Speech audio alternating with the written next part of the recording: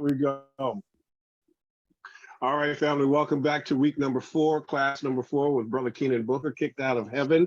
The Black Madonnas, it's going to be, as Don Cornelius would say, it's going to be a biggin that everyone is truly digging. Welcome back, Brother Keenan. What's going on? What's going on? I got to thank everybody for showing up. As Brother Ralph said last week, was pretty rough and rowdy. I didn't mean to go that route, and I definitely appreciate you, Miriam, for showing back up. It looks like many others didn't make it.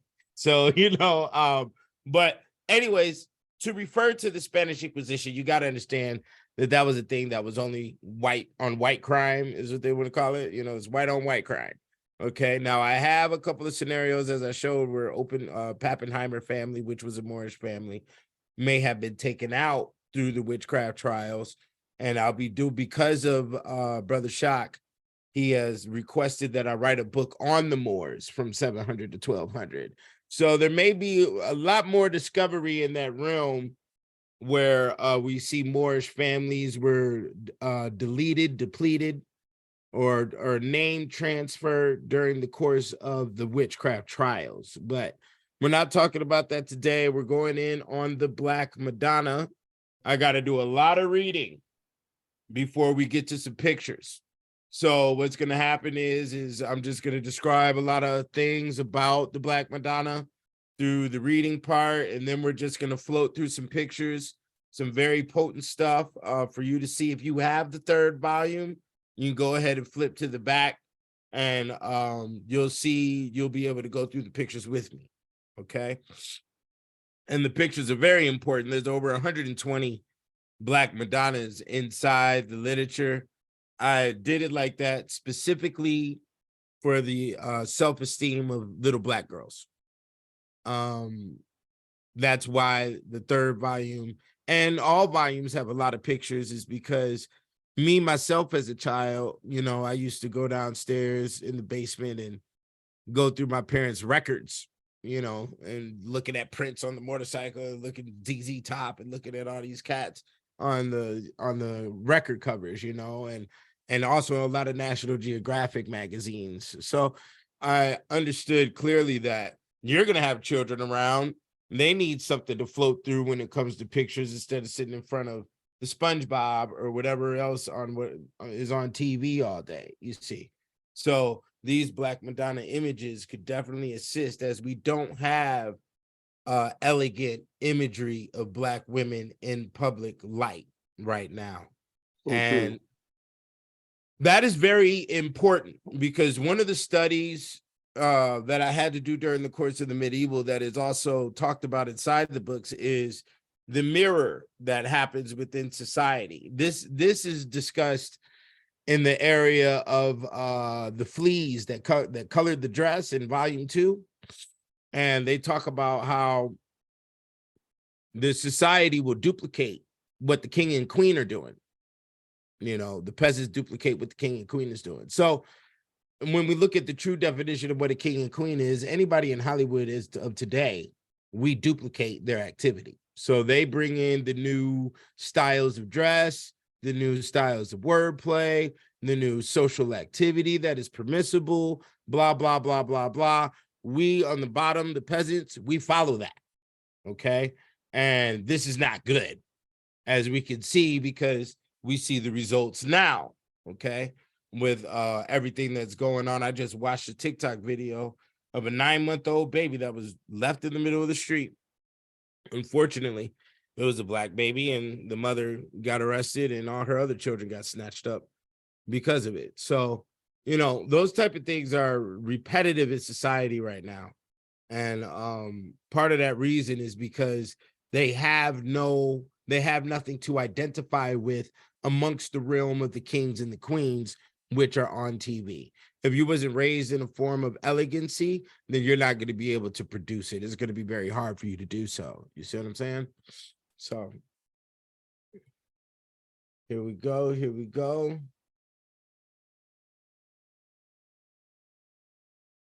And this show may not be long, so you could definitely interject and ask any questions that you want to while we're going through this. Okay, so let me see here. Here we go. Okay. In a chronicle of the year 1255, it is written that St. Louis, on his return from the crusade, now that is St. Louis, that the city St. Louis is named after. Okay. Louisiana is named after King Louis the 14th, that also has the liquor. Okay.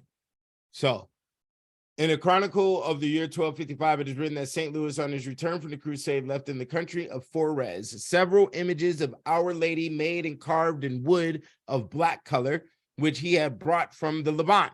The Virgin of Mayans is referred to as La Noire. Now, La Noire, Noire, means black. Okay, and I need you to hold on to that, because that is also the root word for Norter. So like Notre Dame, the word Notre Dame is Black Madonna. Okay, so just know that. The Virgin of Mayans is referred to as Lenore in a document of 1619, referring back to an incident of 1248. There is a documentary evidence that the Virgin of Pisanas was black in 1340. Notre Dame des Bon Espoir in Dijon is reported to have been black in 1591. The painting of 1676 in Bruges records the already ancient Spanish Black Virgin, Our Lady of Regula. The Our Lady of Modin is known to have been black since 1623. The meticulous description and sketch of the Black Virgin of Lepai, given by Fajas de Saint Fons in 1778, is powerful evidence that the statuette was black by design and had been so from its origins, which are no later than the 12th century. Okay, let's see here. Salins estimates from the evidence that is available that by the middle of the 16th century, before the depredations of the Huguenots, there were 190 statuettes of the Black Virgin in France, mostly in Auvergne, Bourbonnais, Pyrenees, Rhone, Provence, and Savoy. Spokesmen for the church, when asked to explain the origin of Black virgins, tend to invoke candle smoke or general exposure to the elements. After a time, they would say, as at Ensiedelen, the faithful become accustomed to a sooty image, and the clergy pandered to the prejudice by the use of paint where necessary. Apart from the considerable contrary evidence of clerical antipathy of two black virgins and disregard for parishioners' wishes, thus rationalistic hypothesis raises two important questions. If the presumed polychrome faces and hands of the Virgin and Child have been blackened by the elements, why has their polychrome clothing not been similarly discolored? Secondly, why has a similar process not occurred in the case of other venerated images? Okay, so especially with that last paragraph being stated there, there's a secrecy that we don't want to expose, but we have to understand that the keys to art is to always put a puzzle in your art. When you put a puzzle in your art, it makes the fan, or the attendee, the worshiper of the art, amaze at it longer. Okay, they keep it in their mind longer, they keep it dear to their heart longer, because they don't know what they're looking at, because there's a puzzle into it and they haven't figured out the puzzle, you see. So always remember that for those who are raising artists out there, or are in the realm of art, because nationally, internationally, there is an epidemic of artists right now, and they don't know what they're doing. So wanted to put that key out there. The Grand Master of the Courrier in 1981 to 1984, Pierre Plantard, is reported as saying that the Sicambrians, ancestors of the Frankish Merovingians, worshipped Sibyl as Diana of the Nine Fires, or as Arduina, the eponymous goddess of the Ardines. Now, if you notice, I don't know if you all know this, but Nicki Minaj just put out a song called Princess Diana. And that's what she's talking about, which is also similar to Michael Jackson's Dirty Diana. They're talking about the goddess of Diana. Okay. Now, the huge idol to Diana Arduino, which once towered over Carignan in northeast France, between the Black Virgin sites of Orval, Avioth, and Mézières, near to Stenay, where the Merovingian king and Saint Dagobert II was murdered in 679, points circumstantially to a link between the two cults. In this connection, Plantard mentions that one of the most important acts of Dagobert when he acceded to the throne after his Irish exile was to continue the ancient tradition of the Gaul, the worship of the Black Virgin. The Black Virgin, he insists, is Isis, and her name is Notre Dame de Lumière. Why this emphasis on Isis, who was, after all, a universal goddess of countless names? She identifies herself with Artemis of the Cretans and with Cybele. When in the Golden Ass, she tells Apuleius, that is a play, by the way, for those who don't know, the Golden Ass is a play, tells Apuleius, for the Phrygians, and that's talking about the goddess, the worshipers of the goddess of Frigga, Phrygians that are the first of all men, call me the mother of the gods at Pessinus. Only the Ethiopians of both sort that dwell in the Orient and are enlightened by the morning rays of the sun, and the Egyptians, which are excellent in all kind of ancient doctrine, and by their proper ceremonies accustomed to worship me, do call me by my true name, Queen Isis. But in Gaul, Isis was no more prominent as a universal goddess than Cybele or Artemis Diana, who have as good a right to be considered precursors to the Black Virgin. May the reason for the Courier's insistence on the primary of Isis not be the importance attached to some Egyptian connection. Victor Below in La France does Peleregies, referring to Sarah, the Black Egyptian servant who accompanied her mistresses to Les Saints Maries de la Mer, writes, Sarah will give birth to the cult of Black virgins, particularly venerated in certain places, although many authors prefer to leave this privilege to Isis, the Egyptian goddess. These two possibilities are not, of course, mutually exclusive. In other words, Sarah, beloved of the Gypsies, may also be an avatar of Egyptian Isis. Okay. The 9th century was an important era for the cult of the Black Virgin. In 888, not long after the liberation of Barcelona, the little dark Madonna of Montserrat was discovered by shepherds in the mountain cave where long before a Gothic bishop had hidden from the Moors. At roughly the same period, another virgin, destined to become the patroness of her people, Our Lady of the Dark Forest, was carried up by Saint Menred to the hermitage where the Abbey of Enceliden now stands. A monk of Monte Saint Michael, where Louis XI was to found his order of chivalry, visited the Holy Land in 867, where he would have been in a position to acquire sacred images, though it is possible that devotion to the statue of Our Lady of the Dead at Mont Tome in the crypt of the Abbey, a church, dates from even earlier. In 876, Charles the Bald transferred the chemise to the Virgin from Aachen to Chartres, where the cult of the Holy Well of the Strong and of the Virgin who will give birth, our subterranean lady, has been attributed to the Druidic era. Okay. The return of the Black Virgin to the forefront of collective consciousness has coincided with the profound psychological need to reconcile sexuality and religion. She has always helped her supplicants to circumvent the rigidities of patriarchal legislation and is traditionally on the side of physical processes, healing the sick, easing the pangs of childbirth, making the milk flow. She knows how to break rigid masculine roles, bringing dead babies back to life long enough to receive baptism and escape from limbo to paradise, looking with tolerance on the sins of the flesh, as when she acts as midwife to a pregnant abbess to stands in for a truant nun, tasting for a time the illicit pleasures of sin.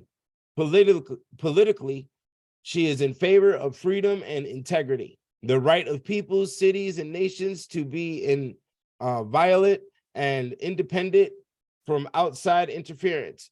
Nowhere is this more evident than in the history of the Queen of Poland, the Black Madonna of I can't say that word. Sistestochoa. Yeah, okay. That's the most famous Black Madonna, is the one that's in Poland. Okay, so we'll be looking at her in a second.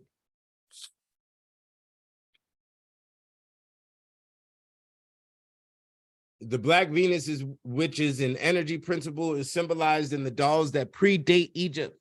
These dolls are not seen with a child or any facial expressions.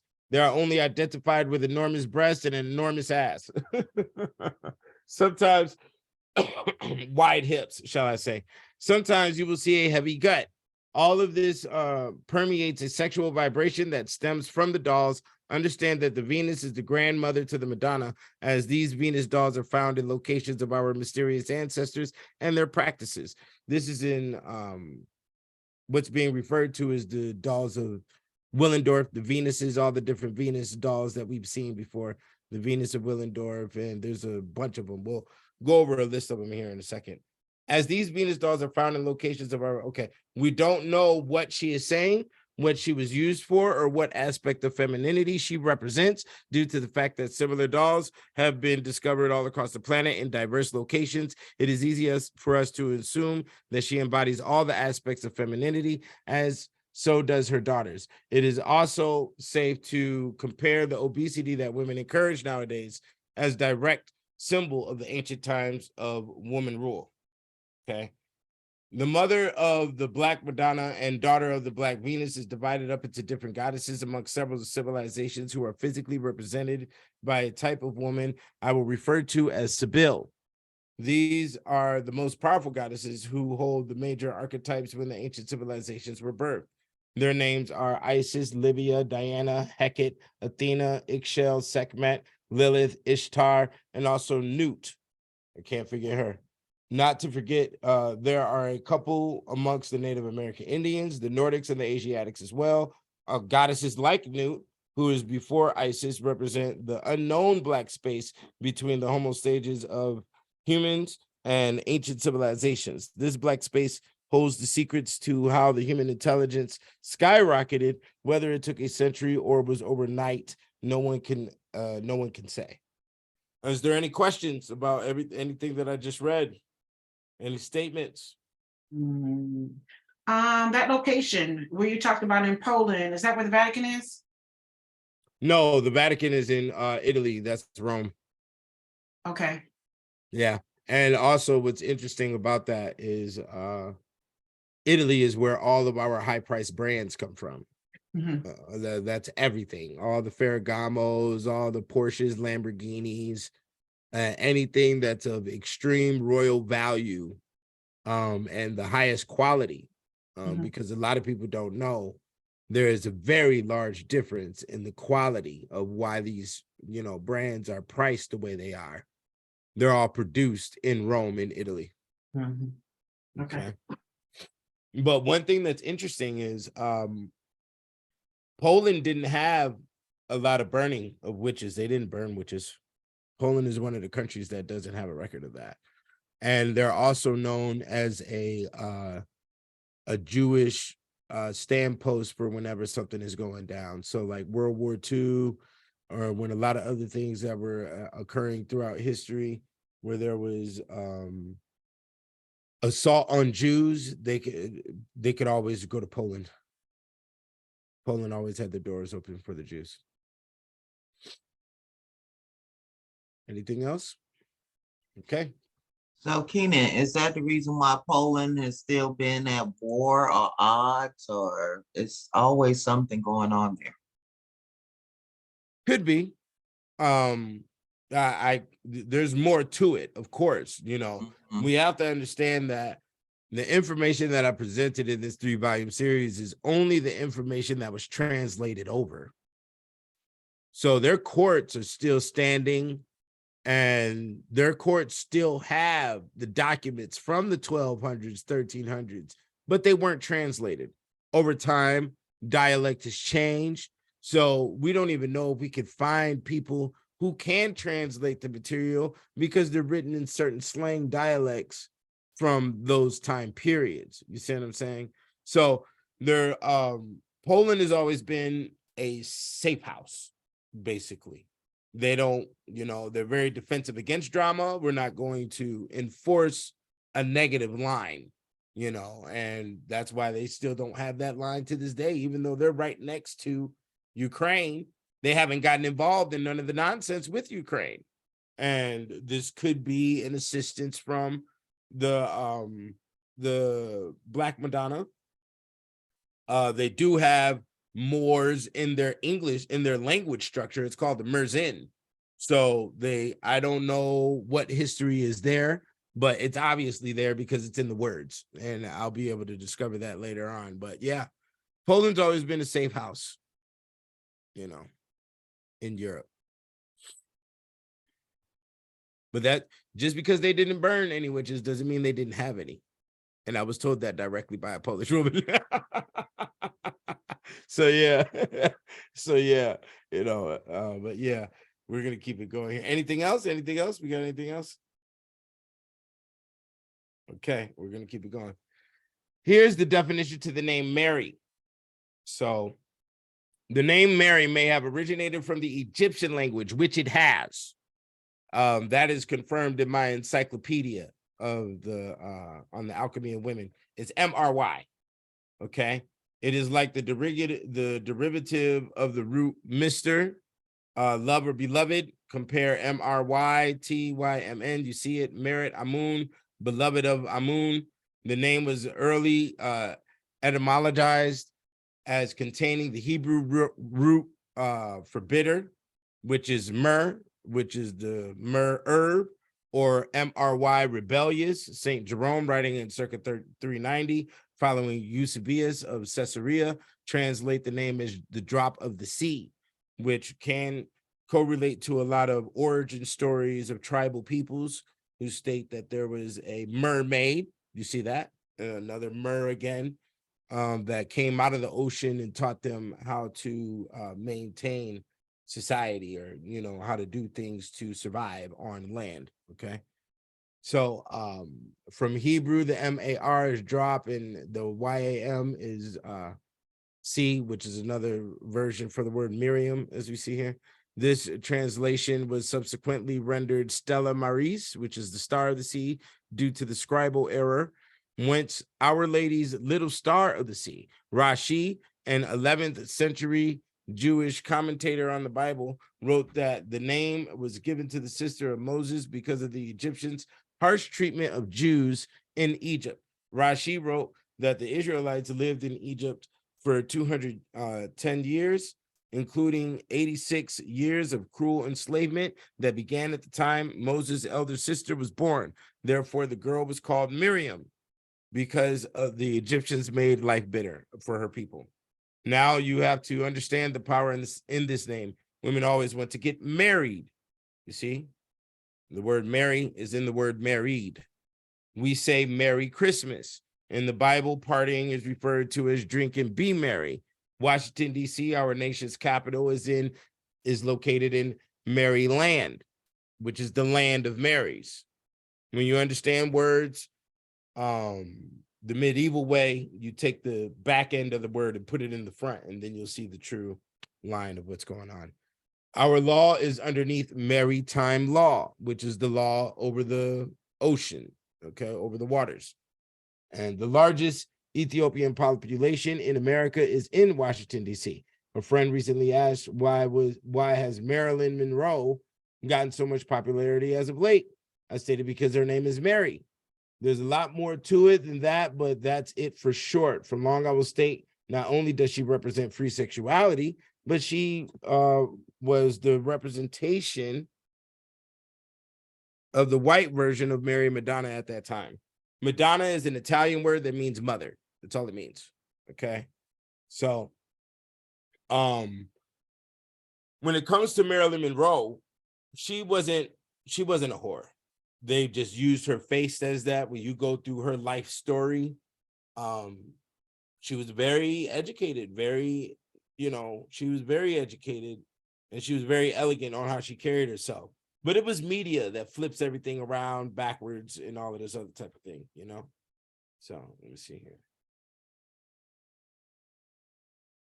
A number of Egyptian and Levantine harlot saints figure in the church's calendar alongside Mary Magdalene. So there are a section of saints called harlot saints, which is the word for whore or whatever. Okay. And once again, the saint structure understands every facet of life, so this is an area that occurs within existence. So they have saints that represent that for their comfort. Okay. Mary the Egyptian is depicted next to her as black in a window of the Church of Saint Mary in Paris, and their iconography is sometimes very similar. Mary came to Alexandria in the hope of earning her fare to Jerusalem, where she wished to venerate the true cross. With this end in view, she prostituted herself to sailors for 17 years before retiring to the desert to live a life of penitence as a hermit, clad in nothing but her hair and progressively blackened by the sun. After 47 years of solitude, now with very short white hair, she met Zosimos and asked him to return the following year and bury her, which he did with the help of a friendly lion. Mary, the Jewess or prophetess, was an important alchemist in the Egyptian tradition of Isis. Zosimos, writing in circa 300 AD, was a major successor and probably a contemporary of Mary's, who developed her work. According to Salins, the Black Virgin of Orleans was known as Saint Marie el Egyptine. Robert Graves calls her the patron saint of lovers and associates her with Walsingham and Compostela. Her feast is the April 2nd, is also that of the patient Saint Theodosia, whose statue is in the chapel of Saint Genevieve and Saint Germain des Prés. Saint Catherine, another frequent companion of the Black Virgin, was for centuries one of the most popular saints in the calendar, whose fame was brought to the West by returning crusaders. A native of Alexandria in its 3rd century, Gnostic apogee, was royal, beautiful, rich, and learned. She was, according to Every Man's Book of Saints, courted by the Emperor Maximian. She refused his advances and confounded a multitude of scholars assembled by him to overcome her scruples. Enraged, he had broken her on the wheel, scourged and beheaded, at which milk flowed from her veins. So the torture device that we went over, that was the wheel that has the stick on it that I said was what gave our street lights life, basically. It's called the St. Catherine's wheel. Right, is named after a saint. Certain torture devices are named after saints because that's how that saint died. And it's also human sacrifice of the energy going towards that saint, make that saint alive. Okay. There could be few people in the world interested in the poetry myth who have not been profoundly affected by Robert Graves' inspired book, The White Goddess. His work on Mammon and the Black Goddess is less known. In it, he states, Provençal and Sicilian Black virgins are so named because they derive from an ancient tradition of wisdom and blackness. He sees in her, over and above her role as ultimate inspirer of poets, the symbol of a new relationship between the sexes. The Black Goddess is so far hardly more than a word of hope whispered among the few who have served their apprenticeship to the White Goddess.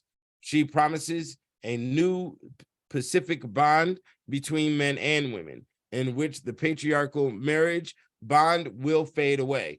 The Black Goddess has experienced good and evil, love and hate, truth and falsehood in the person of her sisters.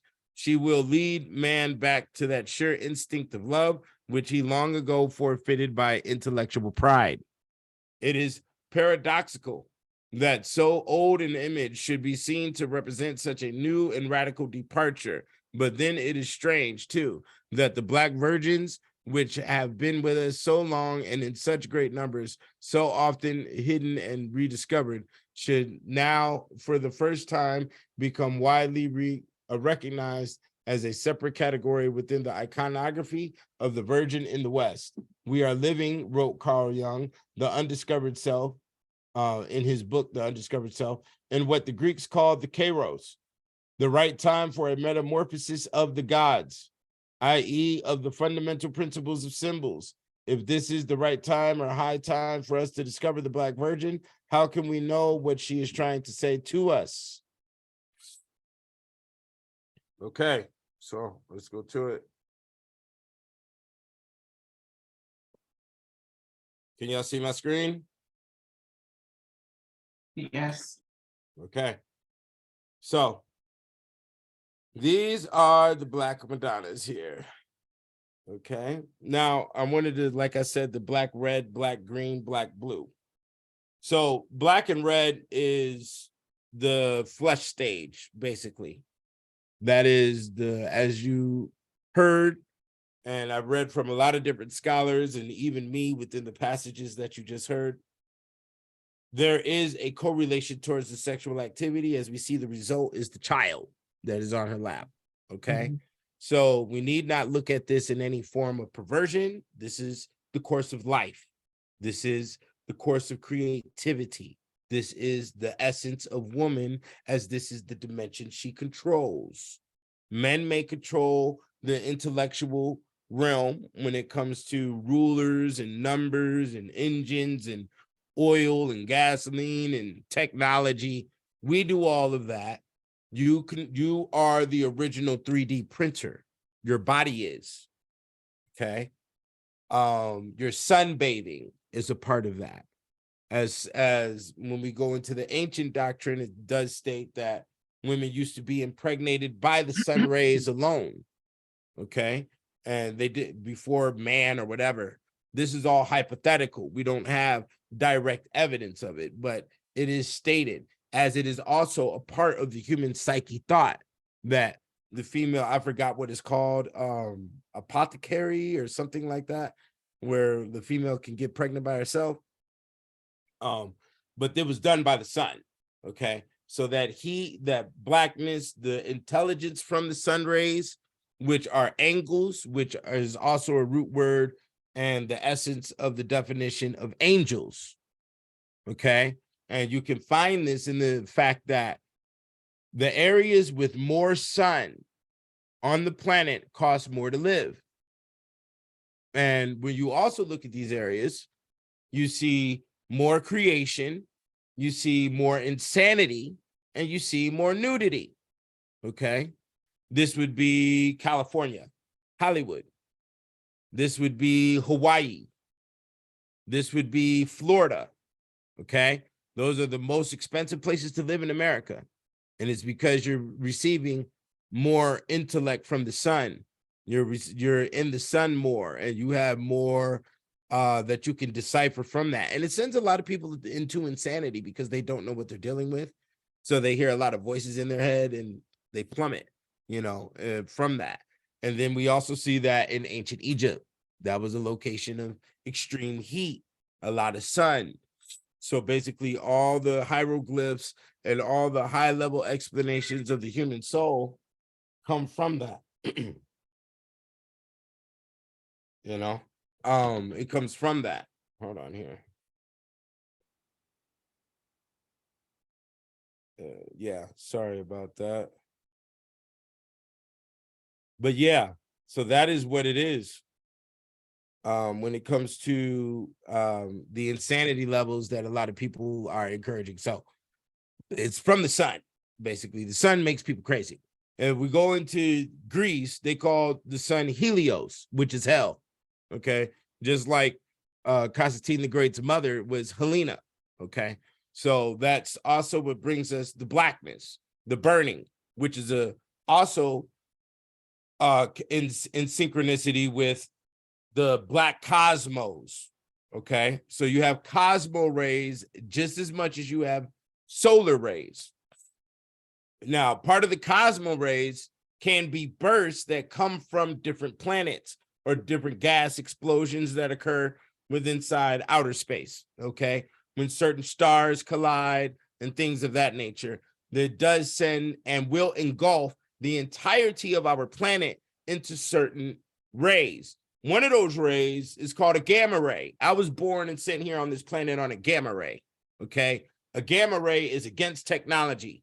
We shut down technology, you know, and there's good reasoning on why, because obviously a lot of the human mind of today does not perceive its future and is in a status of the support of AI and other elements that are against human reproduction.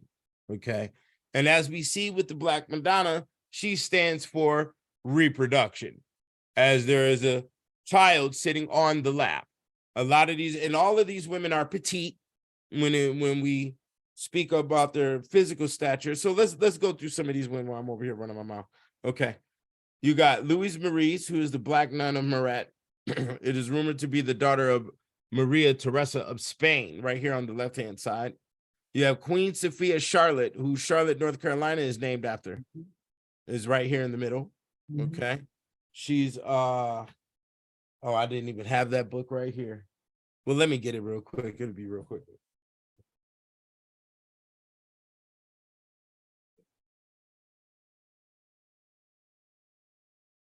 This book right here, can you see it?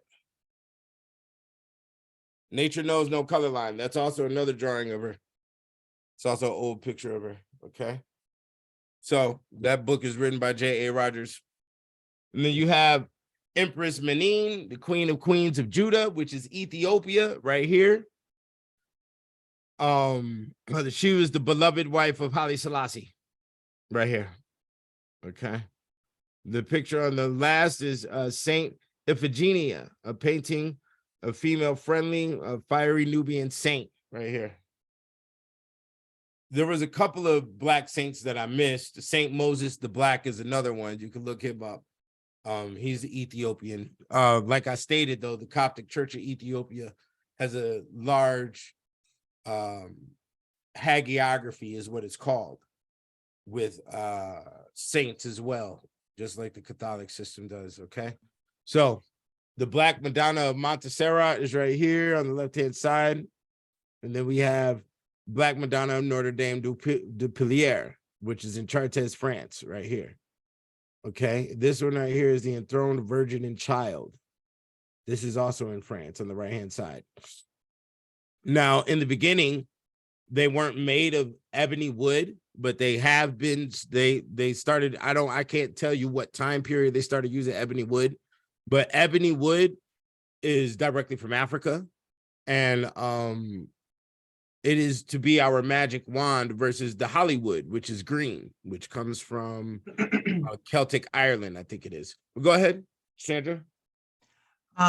It just triggered a memory here when you were going over, it says, Emperor Haile Selassie, the first King of Kings and Lord of Lords of Ethiopia. Why was he given that title?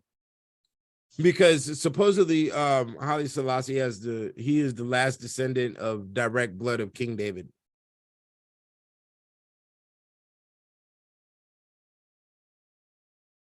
Did you hear? Did you get that? I got that. And but Okay. yeah, so is that the reason why the Rastafarians refer to him as you know, Yeah. Yeah, and not only that, there's some evidence to that. The ancient Ethiopians were highly intelligent. They trained lions and had lions as pets. They stood against Italy in war. They defeated Italy in war. So yeah, there was a lot of things that supposedly, Emperor Haile Selassie represented. when it came to ancient wisdom. And in order for us to live upon the falsehoods that we live upon today, the ancient worlds had to be shut down.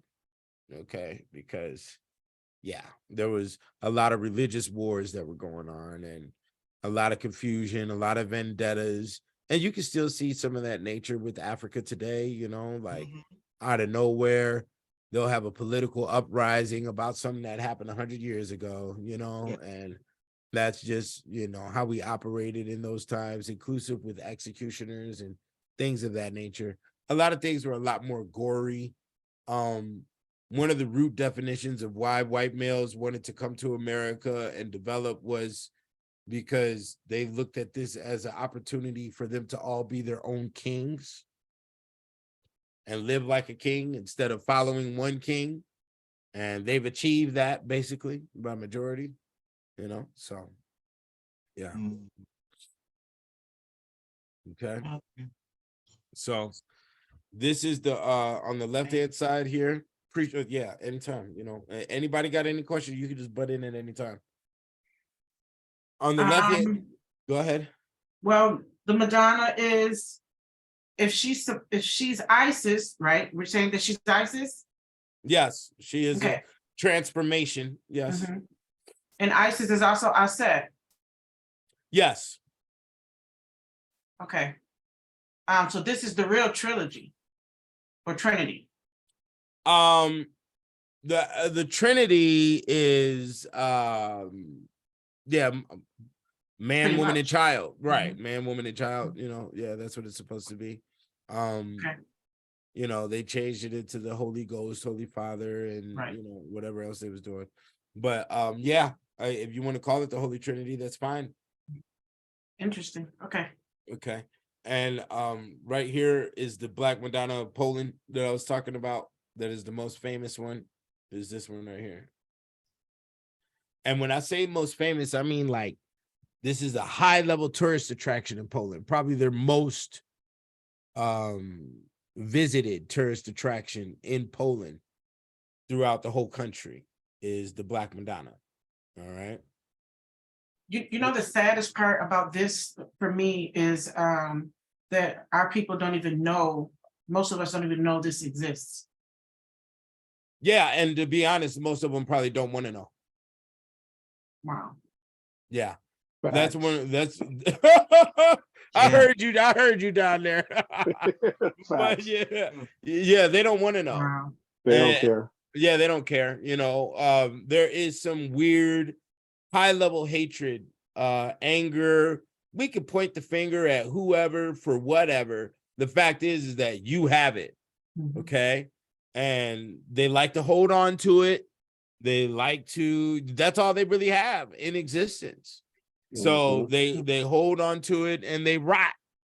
They rot within their own existence with all of that anger, thinking that they're proving something, you know. So I mean, how many black males, you know, put on their black boots, you know, 50 years old, stumping around in a circle in their living room talking about some black power, yelling, listening to some angry videos on YouTube. You see, that's how it's happening. People want to find an excuse for not to develop, you know. That's just the bottom line to it, you know. And they're also going to get angry at somebody that is younger than them, that can see clearer than them, that can explain things, and they can't. And they hold themselves in this high position of pride, you know. So the majority of black people don't want to know this stuff. It wasn't for them to know, you know. Well, it actually is for them to know. As I stated earlier in my last show, the bookstores that hold all the black intelligence in the major cities across America are called the Black Madonna. And it was, go ahead. It just but it's also contradicting to what we talked about last week, although not because we were not talking about us in particular. We are, you know what I mean? We are the true goddesses then in light of this. Right. But within that, this is a giving space. So within us calling ourselves gods or goddesses, We don't need to restrict and retract and expect some high level form of worship. And that is one of the areas that initiated the black-white hate structure, or the white-black hate structure, was when Julius Caesar and Alexander the Great was down there messing around with Cleopatra and let all of Rome fall to wasteland. And that's why Julius Caesar got stabbed up by his friends, and that's where the idolization and also the hatred came towards black women from white females. Okay. It wasn't necessarily you, it was the fact that you weren't giving. If Cleopatra had a relationship with Julius Caesar and came over here and said, oh, okay, well, let me give you some of the sciences to assist the land, even though they did that, but they didn't give all the sciences, basically, or what was needed at that time. You see what I'm saying? And Julius Caesar kept on going back to Egypt and was staying there for months, even years at a time. So the whole civilization crumbled to nothing because she wanted to be worshipped, basically. And a lot of our sisters have this mentality of worship me, worship me, worship me, worship me, worship me, but provide nothing within that. So that's what we see today with the twerking movement that just occurred. I call twerking the mating call. It's an animal mating call, okay, is how I look at it. But it was a movement that occurred of causing attention. And when you cause sexual attention amongst males, it makes them lose their focus towards their workload, and they can't provide. So it's a system that cripples everything, you see.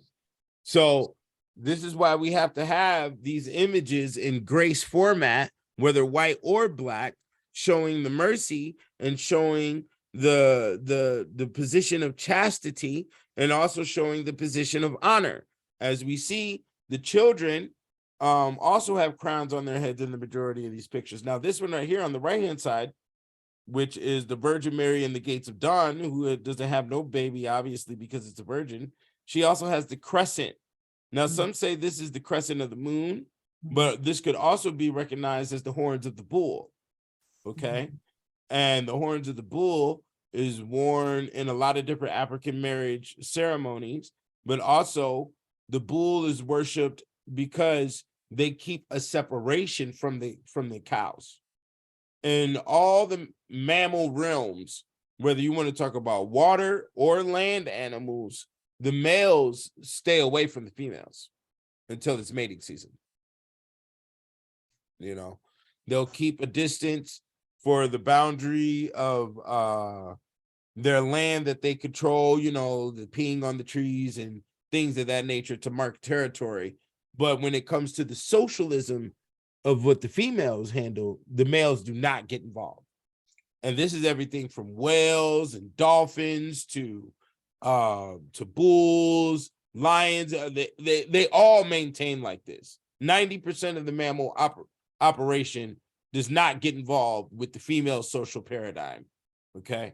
And this is also a confusion that we have today. Okay. So does that have a lot to do with when you go into the Nation of Islam doing their religion practice? The women sit on one side and the men sit on the other side. Yeah. See, the dynamic is that women give birth to males and females. So your body has the capacity and the capabilities to design the mind, the invisible mind of the biological body. Okay. This is where, and if this isn't consciously known, and if it isn't consciously controlled, we have mass confusion. The desire for the male amongst the female, the desire for the inexperienced male amongst the female will allow the female to drive the male insane. And the reason that is done is because the female wants attention. But this attention can interrupt the male's responsibilities for maintenance of existence. And a lot of women don't care. They don't even see that part. And I'm only speaking about the today's generation. Mm. You ladies wasn't born in that paradigm, so you understand clearly what I'm saying. Well, no, I guess I'm having a hard time with this about this worship stuff. What do you mean? Women are doing certain things because they want to be worshiped. I guess I don't relate that. I don't know. Well, I mean, yeah, because you come from a different time period. You come from the Lena Horne, you come from, the Dorothy Dandridge, you come from the women, Whitney Houston, and Yeah. all of those women who wore dresses down to their ankles. We're Yeah. talking about women of today who are twerking in front of a Twitter and twerking on a phone, and strip clubs were, when I was a kid, strip clubs were unheard of. So this was the thing that just started in the 2000s that made all of these females think that they were going to get rich overnight by going to the strip clubs. It was propagandized towards them. It was marketed towards them from the powers that be, the social engineering. You see what I'm saying? So yes, with your elegance, you don't understand that paradigm because you weren't raised in it. You see what I'm saying? Like, that is what's going on today. And for the younger generations that's coming up, okay, women are discovering that they have the skills, they have the power to make a man run and chase his tail. And with him chasing his tail, he can't develop anything, and he stays in little Daryl status. He stays, a degenerate. It's the difference between being a beta and an alpha. Right, basically. That's part of it too. But Well, go ahead. I don't think that many women know that. Know what? That this attention that they're seeking is causing our men to be confused. Oh, they know that. They know that clearly. And I'm going to tell you how they know that. Walt Disney teaches them that. Clearly. All the Cinderella stories, the Snow White stories, all of that. The Alice in Wonderland, run around with your anxiety. You can be crazy, crazy, crazy. It's okay for you to be crazy. A man is supposed to think your craziness is sexy. These are the things that they're marketing. So if you were to talk to a 20-year-old female or a 20-year-old male, you would probably lose your mind because you don't come from that moral structure. These children of today don't necessarily have a moral structure. And not only that, these children are being made off of McDonald's and Wendy's food in the embryo while they're in gestation periods. Their mothers aren't wearing loose clothes. Their mothers are wearing restrictive tight pants, viewing all types of crazy movies, got all types of cell phones in the head while they're pregnant. They're eating the $3 from the McDonald's, the dollar menu, and they're eating the number 3 from the Wendy's and all of this other nonsense food. And they're not even created off original foods like you were. They're not created off of high mineral content foods like I was or like Philip Shock was. Because of our age alone, we know that we were created off of those foods. These kids nowadays, it's a completely different scene out here right now. All facts. Everything that you're saying is all facts, bro. I have evidence of that as well. Absolute all facts. Brilliant, very brilliant. Yeah, you got to be observant of what's going on in society. Like, this shit is well. wild. Dr. Hinton, have you gone through what's known as histrionic personality disorder? I think I have seen it, but I haven't. Go and look that up, because that is one of the outpourings or outpicturings of how our young women are acting today and why they're acting in that manner. Well, you see, it's almost a hysteria.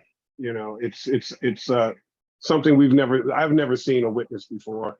When I was coming up, women the girls, they might have been fast, but they weren't doing what they're doing now. I've never seen anything like that.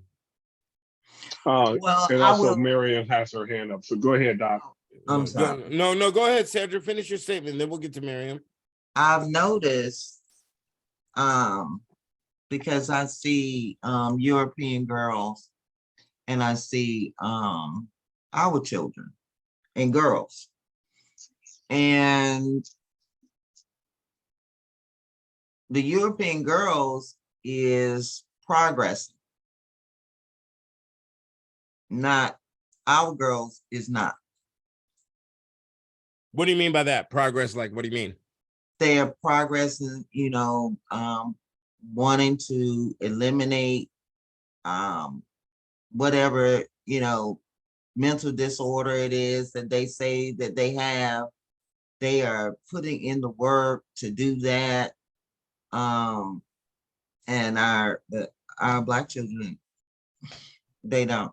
Well, like I said, it's the foods for number one. For number two, we don't have a hardcore system of etiquette, hence the word hardcore.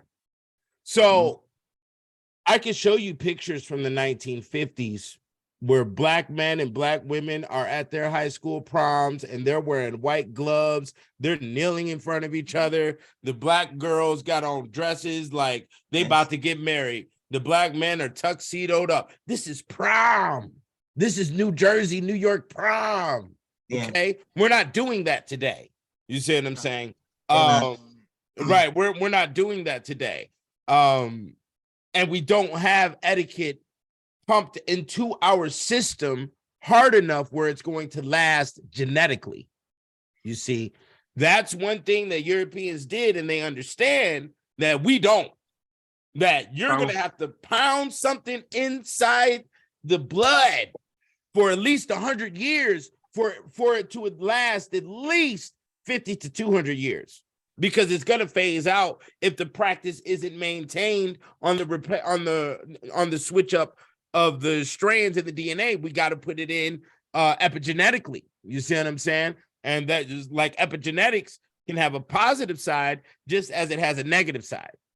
So when it comes to trauma markers and all of that other stuff, certain levels of training will be put inside the blood that will last for a long time because it was maintained throughout the system of, rearing children and communicating with others in society. And there was a common thread. We lost our common thread once we lost our common enemy. You see? That was the whole point. Once Europeans start riding around the house on the horse and throwing rocks in the window, we stopped needing each other or thinking that we needed each other. There was a large survival rate that we didn't thoroughly comprehend on how to move, even though we have evidence that there were certain areas like Tulsa, Durham, you got there's a Slocum, Texas. You got what's another one? Idlewild, Michigan. You got Rosewood, Florida, and all of these locations that were Black operated and had banks and had theaters and had a lot of other stuff, but we didn't have arms that could protect us. So even though that was the status, the key thing is your social operation, and that's what needs to be embedded in the blood.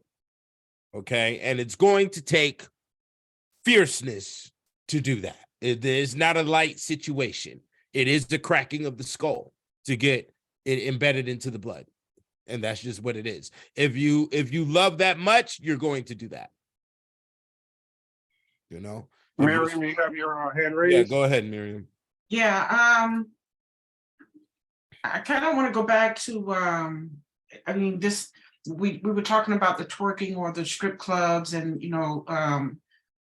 the females losing their morality or whatever. And I think it all goes back to the broken homes, the parents working and not being that there's nothing being put into I just had this very conversation with my daughter today about how the differences between the way I was raised and what I saw in a home setting versus what they deem as a relationship today, Marriage is a contract.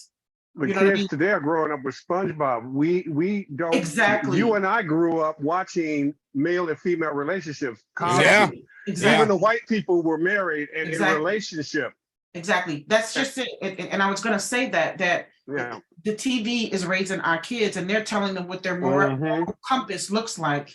We gotta, it's our responsibility to remove them from that. They're broken. The first time I witnessed twerking, I'm like, are you serious? Same Like, are you here. serious? I was repulsed. Yep. Yeah. You know, but I was repulsed by it. Social engineering, but like it was stated in some of the statements that I was reading, and also through the nature of the lineage of the human existence, the Black woman is the leader. So once she gets twerking, and she's also identified as the most beautiful, if we were to go all the way to the Naomi Campbells and the Tyra Banks and the Grace Jones, and I forgot the recent one who's extremely melaninated and from Africa somewhere. She's the top model. These are the leaders in the beauty line, okay? And that's before all other races. So if the Black woman is out here twerking, guess what else is gonna happen? The Mexican girl gonna get out here and start twerking. The white girl gonna start getting out here and start twerking, and then all hell breaks loose, you know. And this is also going to enforce the weakening of the man, because the man isn't enforcing any form of control. You see, when men can't, because see, I don't want to go down that lane, but yeah, when women don't implicate self-control, that emasculates a man. And but the thing about it is, now when we're talking about the young ladies that are they're working in the strip clubs and stuff, a lot of times they're doing this, that's their only means, that they don't know no other way. Unfortunately, some of them do not know another way. On top of that, some of them have been sexually abused. They're broken. These girls are broken. And I feel like it's demeaning for men to go in and you know, you're putting money on them or at them. These are children. Well, would you want somebody to do that to your daughter? You know what I mean? Complicit. You're complicit. You're endorsing the behavior. Well, yes, exactly. Both of the frequencies have lowered. There is no intelligence there on Exactly. either side. Exactly. Right. Now there is sexual manipulation, but if the man has vacant esteem or low self-esteem, then that's where he's going to go to make himself feel like he matters, and he still hasn't. She's going to do whatever it takes in twerking and her lap dance to make sure she gets paid so she can maintain her power. But both frequencies are the lowest of the low. Right. And then that's also how they identify with the kings and the queens that's in the media. Remember, that's how we identify media, subconsciously, unconsciously. When you see Beyonce twerking, or Rihanna twerking, it's okay. Everybody's going to be twerking. Yeah, it's permission, right? It's permission. So you know, that's why we have to hold our entertainers, particularly our sisters. We got to hold them accountable. Yeah. Right. Knowledge is power. Knowledge is power, and it's going to take a lot more of this. You know, a lot more love and understanding and patience. And we have to work together to come together. Yeah, absolutely. Right. And this is the love. You can't name another religion underneath our stars that has this amount of Black imagery and worship going on and installed across the whole planet. Yeah. Especially number 32 right here, Lady of Africa. Her name is Notre Dame d'Afrique. Right here. This one right here. I like this one. That's a big, juicy crown, you know, and it's graceful. This one right here is the Madonna Noire in Le Puy, France. This is more militaristic. If we look, because you have to understand that the figure, the way they're sitting, the way the eyes are set, the way the head is set, will definitely give you the energy of what it's supposed to emanate, as they represent all the different facets of life.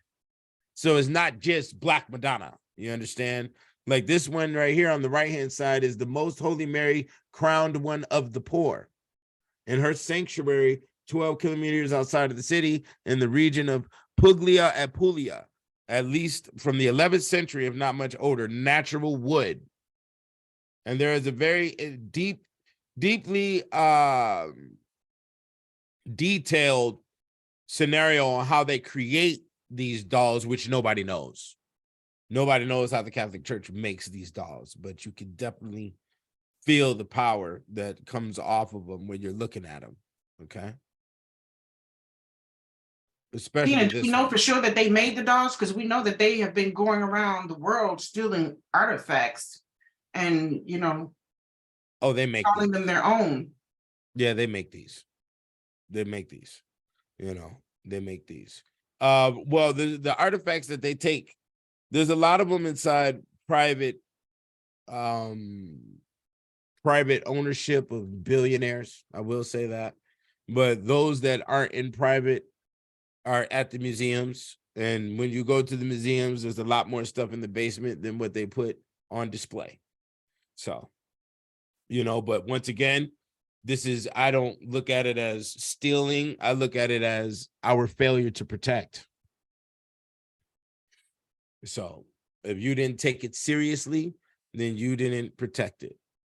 You know, if they find it in a more appreciation status than what you did, then they're going to take it and they're going to put lasers and security guards and guns and all types of cameras all around it because they protect it, because they appreciate it more than what we do. You know, so Our Lady there, this is one I like a lot right here. I don't have the picture of the full thing behind her, but there's a big art piece behind her that she sits upon. Okay, and she has the child as well. And this one right here is Saint Lacaille in South France. Her feast day is May 28th. This one right here, this one is worshipped a lot by the Mexican people. Okay. And supposedly she is a transformation of the Hindu goddess Kali Kali. Okay. Which is a death goddess. And that's also another thing that's interesting. When you go amongst mythology, you'll find a lot of female gods that are slaughtering men and have their heads cut off and all this other stuff. But you won't find male gods killing women throughout the mythology systems, at least represented in their iconography. In their stories, it could be a different thing, but not in their icon selection. Okay. So this one here is in Prague. This one's interesting because they got the crown sitting on the outside of the painting, and the crown sort of represents the whole Christmas tree energy. Okay. Here goes some other Madonnas right here. Like I said, there's 120 of them here. This is Our Lady of the Pillar right here. Okay. I do not know what the ball represents, as we see she's carrying a ball in her right hand, which could symbolize the sun. Okay. This is the Black Madonna of Casseroli. My bad. These words get very difficult. Okay. Right here on the left-hand side. Okay. And all of these are in the books. So get it, lay it around. For you that has a daughter, especially Miriam, when you order it, just let the book stay open and they'll walk past it and see it and be like, what is that? And it'll grab them and pull them in. Okay. This is the Black Virgin of Saint Victor right here.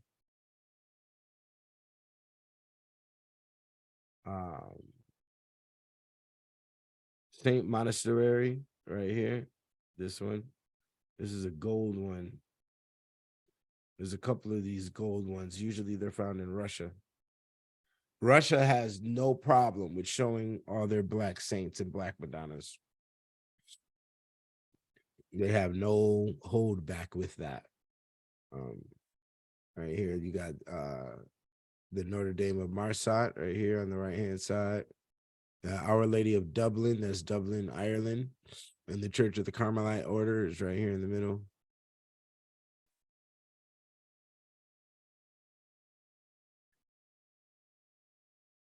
The Virgin Warrior of the Crusades. In the 13th century, the Seventh Crusade was preached in the sanctuary of the Black Virgin of Le Puy in Valais in the presence of King Louis IX, right here on the left-hand side. Our Lady of Good Deliverance. Okay, is right here in the middle. The Black Virgin of Maymac right here on the right-hand side. This is Saint Lawrence de Morens Marie de Dieu des Cols, which is the Mother of God of the Mountain Pass right here. So like I said, all of these are named different, so they could represent different areas of existence. Okay. I love this one right here. Our Lady of the Rosary and the Rule is right here in the middle. Okay. This is Pene de Francia la Virgen Morena, the dark-skinned virgin, La Mornita. Our Lady of Tindari, Italy, the Ethiopian, and about the 7th century is right here in the middle. Two of these Black Madonnas have white children on their lap. Our Lady of Regula, which is on the left-hand side, and La Madonna del Soccorso di San Severo Puglia has a white child on her lap. And that's to show not only that all races stem from the Black woman, but also the fact that we have taken care of all the different races throughout time. Okay.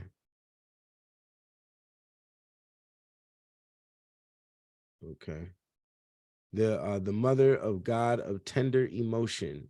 This is a Russian icon right here on the left-hand side. The Mother of God of Tender Emotion. As emotions are very fragile. The human psyche is very fragile. Our Lady of Marizel, right here in the middle. Our Lady of Nuria, right here on the right-hand side. Notre Dame de la Basilique de Saint Quentin des Alesne, right here. Esne is what it is, right here on the left-hand side. Super black, all black, the whole thing. Okay. This one is definitely the wise grandmother right here, as you can tell by the way she is sitting, her facial structure, her hand out to give information, and the child that sits on her lap is in similar format. Okay, on the right-hand side is Monte Civita, Italy, the Black Madonna, Most Holy Mary of Civita, right here. Okay, and she has more of an Ethiopian-looking face, and she's double crowned. Okay, she has 2 crowns on. They have a single crown, double crown, and triple crown system, and there's different meanings for each. The miracle working icon, the Smolenske, Mother of God, right here on the left. The Black Madonna of the Sacred Mount Vigiano in the middle, and Saint Gervasi right here on the right-hand side. This one right here is more of the tired mother. Okay. The relaxed, tired mother who is comforted in her position, and she has done what she has needed to do on this planet and is just waiting for the next phase. Okay. Right here is the Schwartz Madonna. As you see, she's solid back, and that word Schwartz is a Moorish word.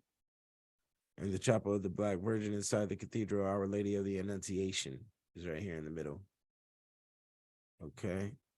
This is the Virgin of Wood. Naked child covered in stucco and painted black. As usually the other children, as you see right here in this row, are all clothed. So due to the fact that this baby is not clothed, it has some form of significance. Black Madonna Sanctuary of Lord Del Hort, Mother of God of Lord, right here on the left-hand side. The Devotion to Lady of Piat, right here in the middle. This one is extravagant as well. There's a big iconography behind it, big art piece. The Black Black Madonna of the Church of Guadalupe is right here. She is the amazed mother, as you can tell by the eyes. Okay. Halle Madonna is right here on the left-hand side. In the middle is the Black Madonna. On the right is the Virgin and Child again. Okay. Black Christ, the child with the black Ethiopian Madonna right here on the left-hand side. The Black Virgin of the Recollects, the Mother of Mercy in Belgium. The Black Virgin of Città de Castello and the Crypt of the Cathedral. She's definitely a warrior goddess right here. Okay. Black Madonna painted in the late 19th century by an unknown artist right here. This one is unknown and very old. The statue of Our Lady of Ansled. Okay, and the Church of the Dominican is right here on the right-hand side. Let's see here. Yeah. So y'all see them. I got some other pictures to go through here. Let's see. Oh, one of the three of Turkey's surviving icons of the Theotokos on the island of Hebiliada at the Theological School of Halki, right here on the left-hand side. That's important because Theotokos is the mother of God. That's another word. That's the theological word for the mother of God. Okay.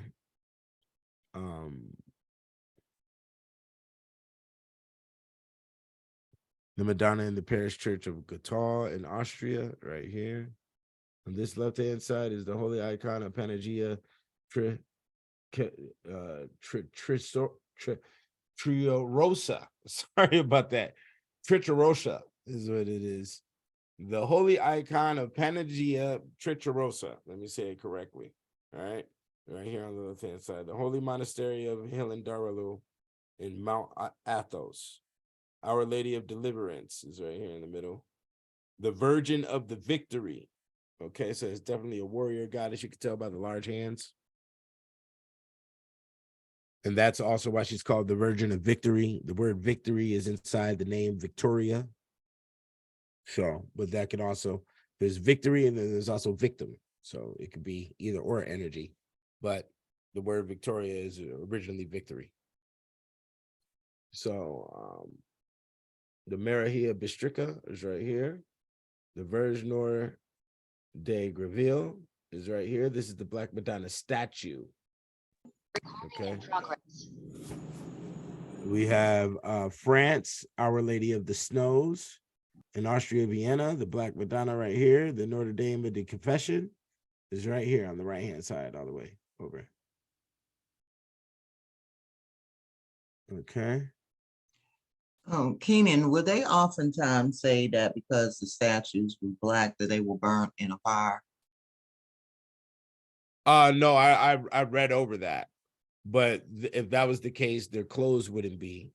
Their clothes would be burned and charred too. Yes. Right. That wasn't the case at all. What type of wood that they used and how they're painted black, that is the mystery system. That's like high level Catholicism stuff going on right there. There's 9 times out of 10 coming directly out of ancient Egypt. But as I stated before, they started using ebony wood too, and ebony wood is a wood of Africa. Okay. So these weren't burnt. There is no charred being shown or any burned marks. They were carved and made this way. And these right here were taken on the right-hand side. These were taken in Toledo, Spain by my sister. My sister took these pictures of these Black Madonnas right here. These 3. When she went to Spain. And they have them behind glass cases, as you can see. So, okay. But yeah, this is the Black Madonna of the Tempest, the Tempesta, right here on the left-hand side. And this right here is the Black Virgin on the right-hand side. So they attain much power, as you can feel the silence it created as I was explaining them. You can feel the energy. But yeah, this is Queen Sheba right here on the right-hand side. And this is the Statue of Liberty, which is made in copper. So by default, she is also a Black Madonna. Statue of Liberty is a Black Madonna and is facing in the direction of Africa. Okay. So And you can see by her stance and also the stance of the Queen of Sheba that it was duplicated. Okay. And this right here is a list of Black Madonnas. These following pages right here is all different Black Madonnas located all across the planet. So, and that's also a part of the reason why America is ruling, is because of, you know, we've designed a system where Black women can basically live for free if they choose to, you know. And not only that, Washington, D.C., like I stated earlier, has the highest concentration of Ethiopians in Maryland, the land of Mary, right? These are three old paintings of Sibyls. Sibyls, as it says at the top of the painting, Sibylla Egyptia. And this one says Sibyl Libya. So Sibyls were like the oracles in between goddesses and humans. Okay. On the right hand side, we see Pope giving thanks to the Black Jesus and also the Black Madonna. Bows to a Black Jesus right here. And bows to the Black Madonna right here with the child. We also see that right here. I took this picture with the news clip on it on purpose. So this is Pope Francis and Pope Emeritus Benedict the 16th kneels and prayed together in front of the Black Madonna. Is that the Vatican? Is that at the Vatican? I don't know specifically where they're at, but it could be. I know that there's one that is suspended at this one suspended at the Vatican, and the Pope's chair sits underneath it. I wouldn't doubt it. Yeah. So that's Saint Benedict the Moor. These are a couple other Black saints that I didn't go over. This is Saint John the Evangelist right here. This is Saint Nicholas of Zarazak. And this is Saint John Chrysostom right here on the right-hand side. Left-hand side, this is Saint Gerion. This is Caspar, who is a king of Germany. This is Saint Angus right here. So like they say Black Angus, the Angus beef that they talk about. Okay. Saint Flower, which is the Black Christ right here. You know, Black people, we love our flour. We eat the bread, the manna. Okay. So they understand this system and they have created it in a lot of direct, on point areas that are precise. You know, it's a lot of precision. So as I've always talked about this saint right here is Saint Martin de Porres. This is Saint Peter right here on the right hand side. This is the darker version of the Gero cross right here on the left. This is the Black Christ of Portobello. Okay, this is Saint Calosarios. Okay, it's also there's another Saint Peter just as black as this one. I don't know if I got him in here or not. But Saint Francis of Assisi is in this drawing right here. And this is Saint Andrew. This is a Russian icon of Saint Vasilvolid of Pskov. Okay. This is in Central Russia, 18th century. Right here is the real Constantine with Saint Helen. Okay, on the right hand side.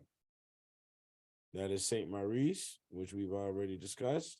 This is Saint Basil, who is black, and also Saint Cyprian of Carthage, okay, in the middle. And Nahum, who is a minor prophet whose prophecy is recorded in the Hebrew Bible. As we can see, that's Coptic on the paper that he's holding and reading. This is Saint Augustine of Hippo and what he looked like on paintings in 350 AD. Okay. This is the Russian Orthodox icon of the apostle of the evangelist of John the theologian in the 18th century, right here in the middle. Shows Saint Angus. And then 16th century depiction of a dark-skinned King Solomon. This is a real statue from Germany of a Coburg Moor. Sorry about that. Coburg Moor. Okay. Which Saint Maurice was the iconography used for the order of the Coburgs. Okay, so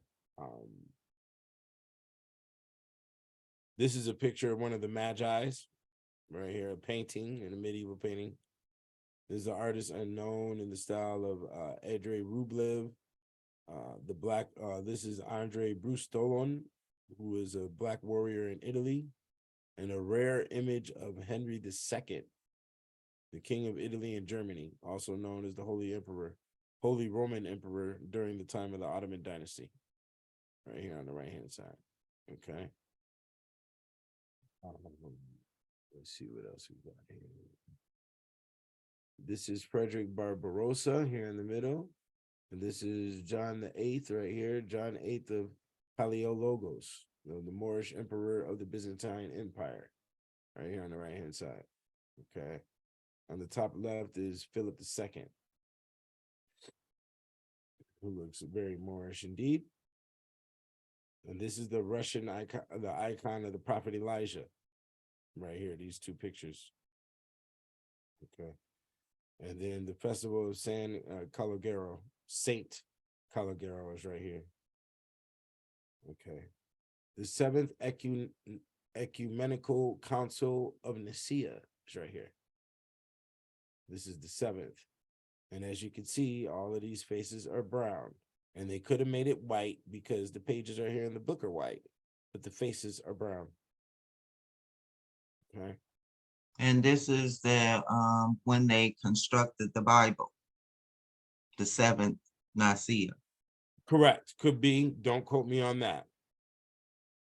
Mm. Okay. I know the second council of Nicaea is where they designed the whole situation of Jesus. And here's a drawing of that as well. And Yeah, that's correct, Sandra. Right. And written in Ethiopic Coptic right here, which definitely looks like a alien script on this left-hand side right here. Okay. Well, you know, my thing is that all over the world, they worship the black. And it's just stupid. The black worship the white and they worshiping the black. This is stupid. Well, somebody got to worship somebody. No, what I'm saying is the twist in this. The worshiping of white has caused, or pale face rather, has caused so much disorder. And they maintain theirs as they worship the black. Well, here's the difference. Black people don't know what they're worshiping. They're just doing it because they're told to do so. They don't want to use their brains. White people know what they're worshiping. 90% of the black people who are in a religion that's, going to the whiteboard and stick every 7 days, they're under a severe epigenetic spell. Severe. They're some of them are not getting out. Some of them are it's like a terminal illness or a life sentence. When you have been bred and socially engineered over 500 years to be a particular way, what we're doing now is we're making known the unknown. We're going back home. We're going frequency, if you will, and our general population of Black people have been completely brainwashed and proselytized. It's almost at a military level, and it is a military level to maintain that level of propaganda. Because you can look at this and this just changes your frequency and vibration just watching, if you just go through this webinar again, just watching the replay, I'm shifted. I feel that energy. Yeah, and I guess this is why I feel a sense of sadness. Well, I mean, you're looking at an archangel right here that is darker than Wesley Snipes. So you shouldn't be feeling any form of sadness, Yeah. I mean, you have to understand, Sandra, also the other part that I struggle with, and I think we all struggle with, and I had to let it go. we are going to solve some problems, but some problems are going to must be solved over generations. It's not going to be solved in one incarnation.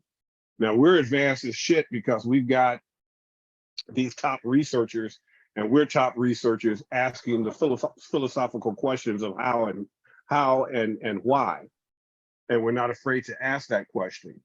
But we are setting up the frequency, and we're setting up the genetic memory for those who we will never meet. Yeah, I mean, one reason I was able to do this is because I've lived in all 4 time zones. I've dealt with a lot of Black people from a lot of different regions, a lot of different dialects and backgrounds. And one common thread amongst all of them is they don't want to read. They don't like reading. Another common thread is they will fight you for them to maintain their own level of ignorance. Absolutely. Then, Happens to me all the time. Absolutely. right. The native, they will get violent. They will literally get violent. Yeah. The native brain is so self-centered that they don't read because they figure, who are you to tell me anything? I am already divine, and I know when you have a see GED, that's our dark age. You have nothing. They're pre-scientific. We've been put into a dark age as a result of intelligence. Yeah, you're barely past the GED, and nobody can tell you anything because you know it all, and you just think you got the divine answer you can pull out your ass. Right. No, that's not how this thing works. You know, even when it comes to music or art nowadays, people think that they could just walk up to a canvas and just paint, or they could just, write a song, and they have done no study behind music. They've done no study behind instruments. They've done no study behind art. They've done nothing, but they think they could just pull the divine out of their mind, and it's just supposed to work when your mind is filled with dollar menu.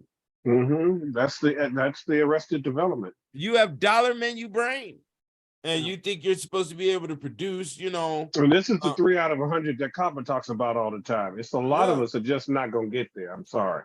Yeah, it's just a lot of us, because of this 500-year spell situation that we were under, and the slave breeding. The slave breeding really did a lot too, because when they bred us, they didn't just use horse husbandry on us. They bred our mental condition as well, not just our physical. Well, I mean, here goes Saint Raphael. I'm not even gonna go into it, but here goes Saint Raphael. This is Saint Raphael right here. Amazing. And this is, can I read that? I want to see that where Raphael is. That's on page 536. Right, can you go down a little, go up a little so I can see the words underneath it? Oh, Saint Raphael, the archangel, the healer of God, patron of travelers and fishermen. Images featured is the famed Saint Raphael. Calica, Batangas is where he's located. This is in the Philippines. Okay. Yeah, the Philippines have a high connection with Black Catholicism and Catholicism overall. This is Saint Raphael, the archangel. Saint Uriel right here. This is Archangel Gabriel. You see Archangel Gabriel right here in the middle. This is the oldest drawing of him, and I think the only one that I could find. And he has a mini afro. He has the original Steve Harvey afro right here.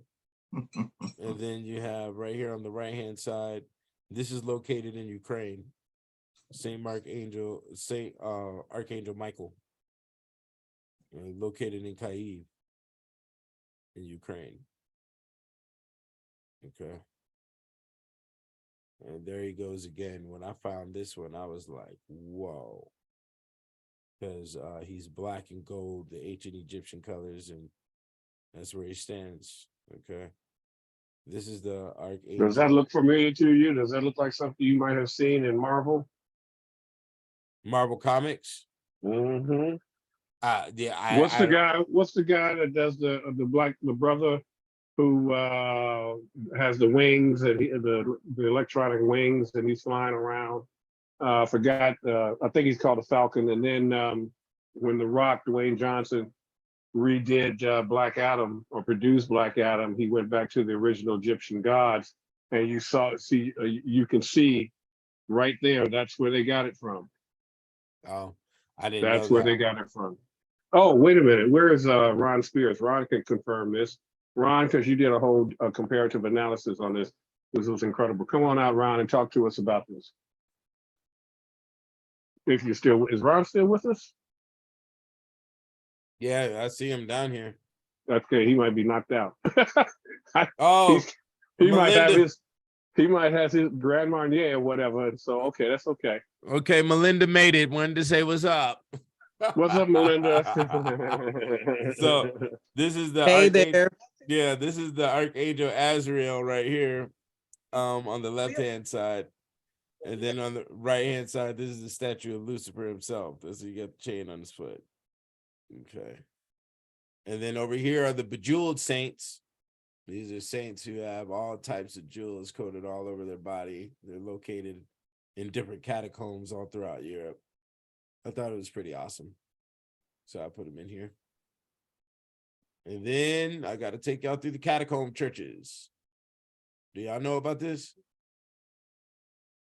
These Yeah. catacomb churches made Yeah, of we've heard. Yeah, Made with human skulls and Yeah. bones. Yeah. made of bones. Yeah. You get the Disney logo, or the Mickey Mouse is designed with one with like that. Oh, okay. That's Yeah. interesting. I've never seen that one. So yeah, supposedly these are from criminals and from people who died during the plagues. You know, but who made these designs and who has the gall to, because these bones had to be bleached and put through a whole process in order to be made fashionable for the churches. Okay. And as you can see, it's a lot of them. You know, the catacombs, which are mimicking the catacombs of ancient Egypt, and catacombs are travel ways underneath the ground that leads from one place to the other. These catacombs stretch about 600 to 700 different miles throughout Europe. Okay. And yeah, and this one's interesting to have the skull sticking out of the wall with the bones. And it took a lot of time. I don't know who did it. To be honest, I think it's alien, you know. And then here goes some babies in the catacombs as well, children, you know. And these are other catacombs. That's Disney right there, Where? right here in the middle, This one right here? below, This one right here? middle, in the center. Yep, This right one? there. That's Disney? Yes, Mickey Mouse, some ears. Oh, that's interesting. I never saw that. Yes, and those are skulls. This is for St. Francis's Monastery located in Lima, Peru. This is in Peru. You know, so yeah. It's another form of art, you know. This is the way you keep your art alive.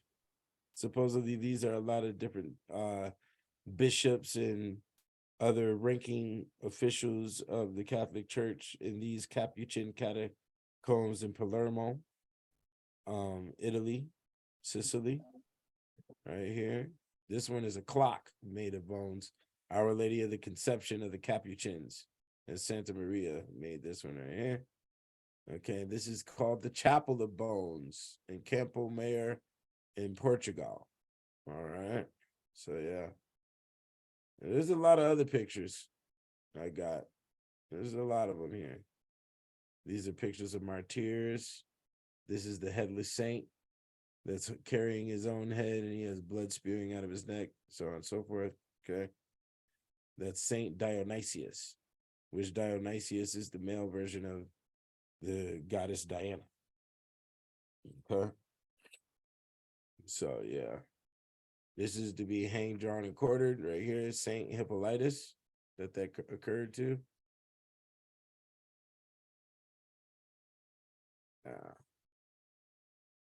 This is a crazy one right here, this picture. Master of the Holy Kingship in Cologne of the torture of the Maccabean brothers. The Maccabean brothers were 7 children of Maccabean. I forgot her name, but this is a ancient Judaic story right here and how they were tortured. Okay. And then this is the map of the map of Utopia that we went over earlier. Okay, this is the python. And the python is what curls in your stomach when you know you're doing something wrong. This is what it looks like. This is when your stomach is in a knot, when you know you're doing something that is immoral. Okay. That also reminds you of the monster movie King Ghidorah, Mm-hmm. the three-headed dragon. Mm-hmm. Oh yeah, from the Godzilla series, Mhm. the old one, yeah. Mm-hmm. And there's a lot of other alchemical paintings here that I put here that I thought were a little bit significant. This one right here on the left-hand side shows a spaceship. So does this one show some form of spaceships flying with the Jesus. Or they could be different forms of clouds. Who knows? There's a lot of hardcore stuff that was going on in the medieval times, obviously. Okay. This right here on the right-hand side is the 72 names of God. You see, it ends at 72 and goes into 1. And my alias is the God 720. And I didn't know nothing about this stuff until I didn't know about the power of the number 72 until I wrote the second volume. That's when I had to learn it. And then I got some locks and some poems and a lot of crazy stuff going on right here at the bottom. But yeah, there it is. That's it. All right, family, questions and comments for Yeah. Keenan Booker.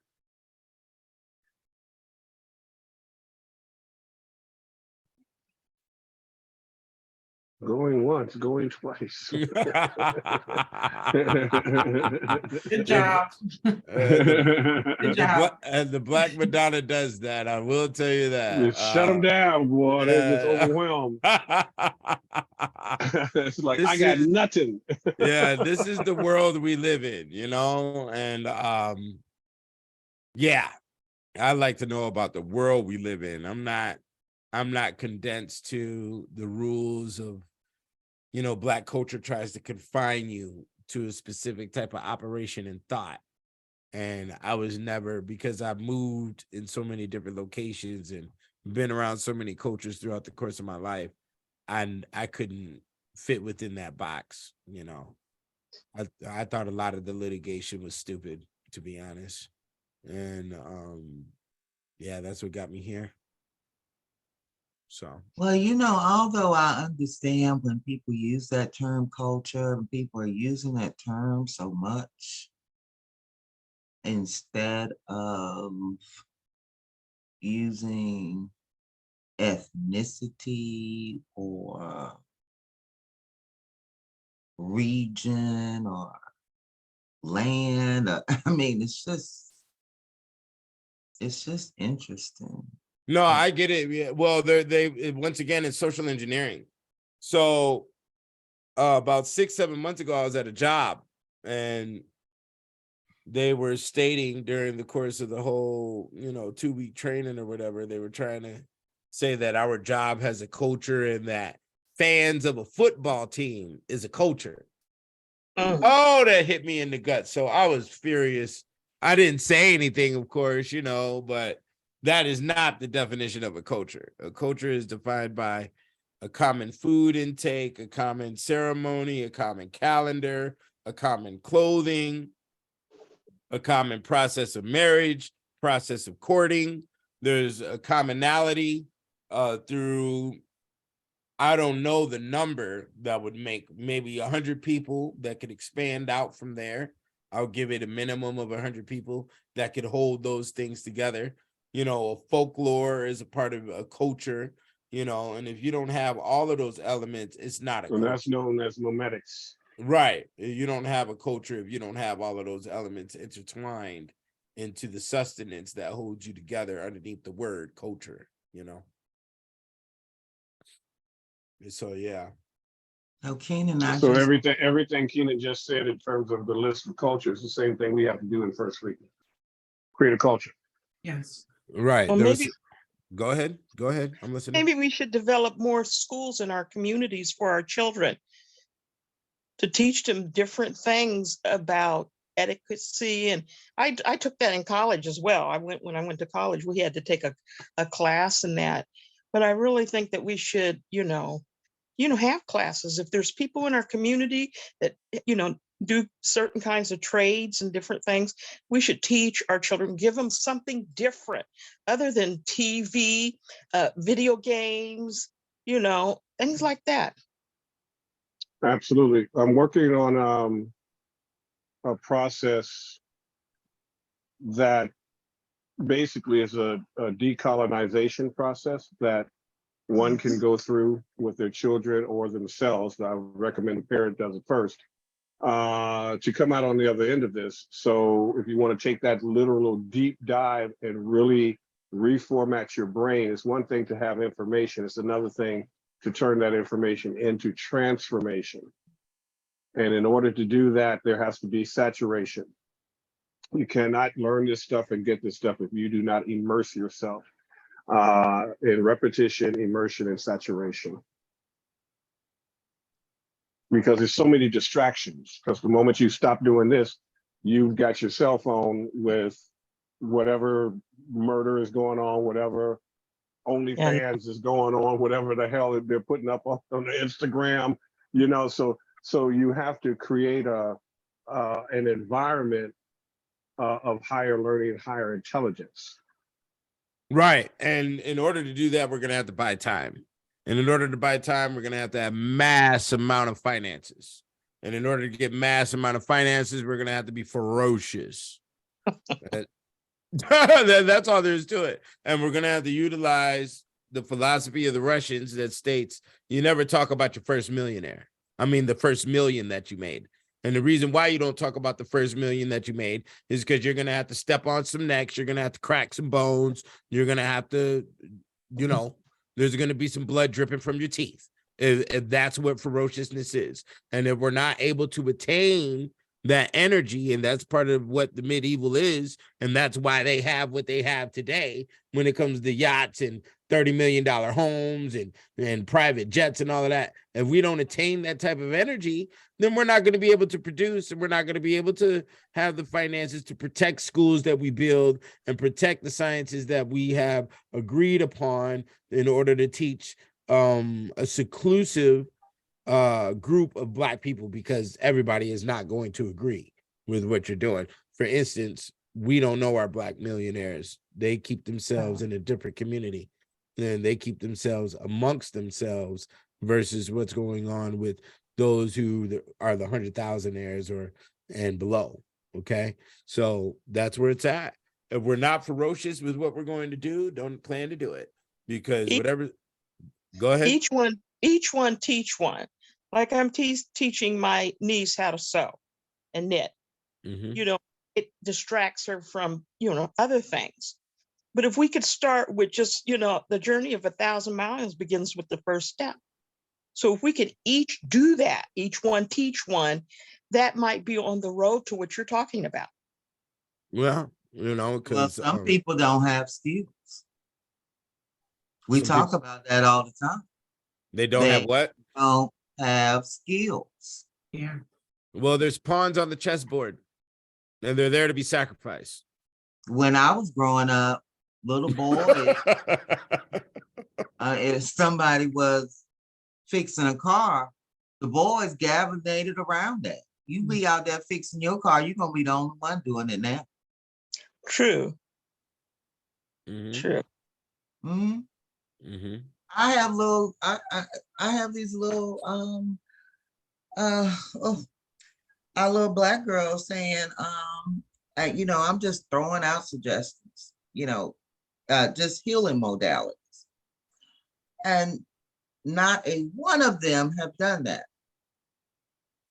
but the white girls do. Well, like I said, one thing you got to understand about white girls and the difference between white girls and Black women, okay? There's a big difference. White girls were taken to that stake for 500 years. Then right after that, they were put in etiquette schools for 200, 300 years. Okay. Right. And the children that came out of that system made your Fords, they made your Chevrolets, Right. they made your Sony, they made your Walt Disney, they made your Tupperware, they made your microwaves, they made your Kenmore washer and dryer, they made your Chevrolet, they made the trains, they made the steamboats. The sons that came from that system did all of that. Okay. So I don't know what the similarity would be with us today, but in Africa right now, they're burning up women as witches right now as we speak. It's still going on right now. Why are they right? And their children. We don't know the details on why they're identifying women like that or what the case is. There is a social level to that whole system that is the true definition of what's going on. And that is to maintain emasculation amongst men, so women's voices can be heard. Okay. And that dynamic right there confuses men from their operation. Black males of today don't want to be men, and they don't want to explore the realms of industrial intelligence for our own security. Okay. Right. For those who do, because I'm not saying all, there, of course, when we look at IT technology, the majority of the men are in there are Black men. You see what I'm saying? But are they developing their own apps and things of that nature? There's a possibility that could be the point. But guess what? There is a magic system that has to be incorporated on your corporation in order for it to work and in order for it to be seductive to the people to bring them in. Okay. When white people put out a fox is an animal. Okay. And before they put out the Fox News channel, they had people wearing what? The silver fox fur coats, right? Yeah. And why is the fox seductive? Because the fox never walks a straight line, just like a woman with her hips shaking. You see, there's a lot of deep sciences these cats use that work because they're messing around with the unconscious zone of human understanding, which goes back to the caveman, okay? And it goes back to the Homo erectus, the Java man, whatever you want to call them, Homo sapien, whatever. We have to understand that that caveman and that cave woman were the most intelligent human beings that ever existed on this planet, because everything that we see now stemmed from them. You see? So their grasp of how they figured things out through their form of survival is the bottom line of human attraction. You see what I'm saying? So until we understand those zones, we'll never be able to put out a successful product. Okay? Until we put out those zones, we'll never be able, until we study heraldry, until we study family crest. Like, for instance, a police badge is the same as the highway state symbol. It's the same shape, isn't it? Mm-hmm. Didn't even see that. You see what I'm saying? They know what they're doing when it comes. Right. They know what they're doing. And until we stop calling them cavemen and calling them all these other outside names, we'll never be able to get to the sciences that they're studied and mastered, because we've already blocked our dynamic of understanding by calling them names. You see, I salute the caveman. You want to know why? We called the white man caveman all up on the conscious movement on the YouTube, right? You think the white boys didn't see that? They said, yes, we are the caveman, and this is what we're going to do. We'll give the caveman a Geico commercial. Now he's famous. Now what you going to say about the caveman? You say nothing about the caveman. You see, he's on the Geico commercial and you're not. Okay, that's the point. I'll write the caveman a check, $2 million for being on the. Then they even slipped him in on a little sitcom for a little minute, remember? And make a movie about the caveman, okay? Now he's a star. You forgot, well, I'm a little older than you, Keenan. I don't know if you remember, some of y'all remember, there was a cartoon that started called Captain Caveman. Oh, I don't remember that, but I do remember Tarzan, which is sort of a similar Captain dynamic. Caveman, yeah. You'll see. And also the Flintstones, Sam. Yeah. Yes. That's all. And then the flint stone is what starts fire. It's flint. So they're playing with you right there. it's a whole nother level of science and perception that they have about existence that we have to attain, and we can no longer demonize, because once we attain it, we conquer it. There's a part of the Bible that says you have to approach this childlike. And what that means is you have to approach it with a level of innocence, meaning no bias, no preconceived confirmation bias. When you go in with a preconceived notion or preconceived bias, you kill the frequency that you're supposed to learn. Right. And then the childlike nature is an intention to love whatever they're learning, an intention to understand whatever that they have in their hands. The childlike nature is also to worship and to Right. wonder. Right. To Right. worship And to be in wonder. a state of awe. Right. And also to beat it up to see if it survives. Right. Right. To test it. Right. Right, to test it. So that is the mechanism of study. But you see where we had to go in order to get that? We had to watch infancy. But what we're doing get and that. what you're on to, Keenan, also is what my agenda is. This is my version of reverse engineering, right? Studying this, reverse engineers, I know how they were made. If I know how they're made, if I understand their magic systems, then either I can infiltrate it, I might be able to interrupt it. I can't destroy it because energy can't be destroyed. Okay. But I can manipulate it, I can maneuver it, and I can make it work on my behalf for whatever I need in my life or in the life of the family. Right. So that's what this whole this whole 4 histories and framework. That's what this is all about. I'm reverse engineering this whole thing. Right. And what's so interesting about that is the doorway to do that. And what the doorway and the bridge to do that is our English names, our German names, our French names, right there. That is, but we were never supposed to know that science of the name. Right. You see what I'm saying? But now that we have the science of the names, we know what road to go down. And we know, because that is specifically. We know now our name is a saint. We know how to tap into the energy of that saint energy and manifest the reality that we need to manifest and move matter and manipulate matter. Because that's what we're here designed to do.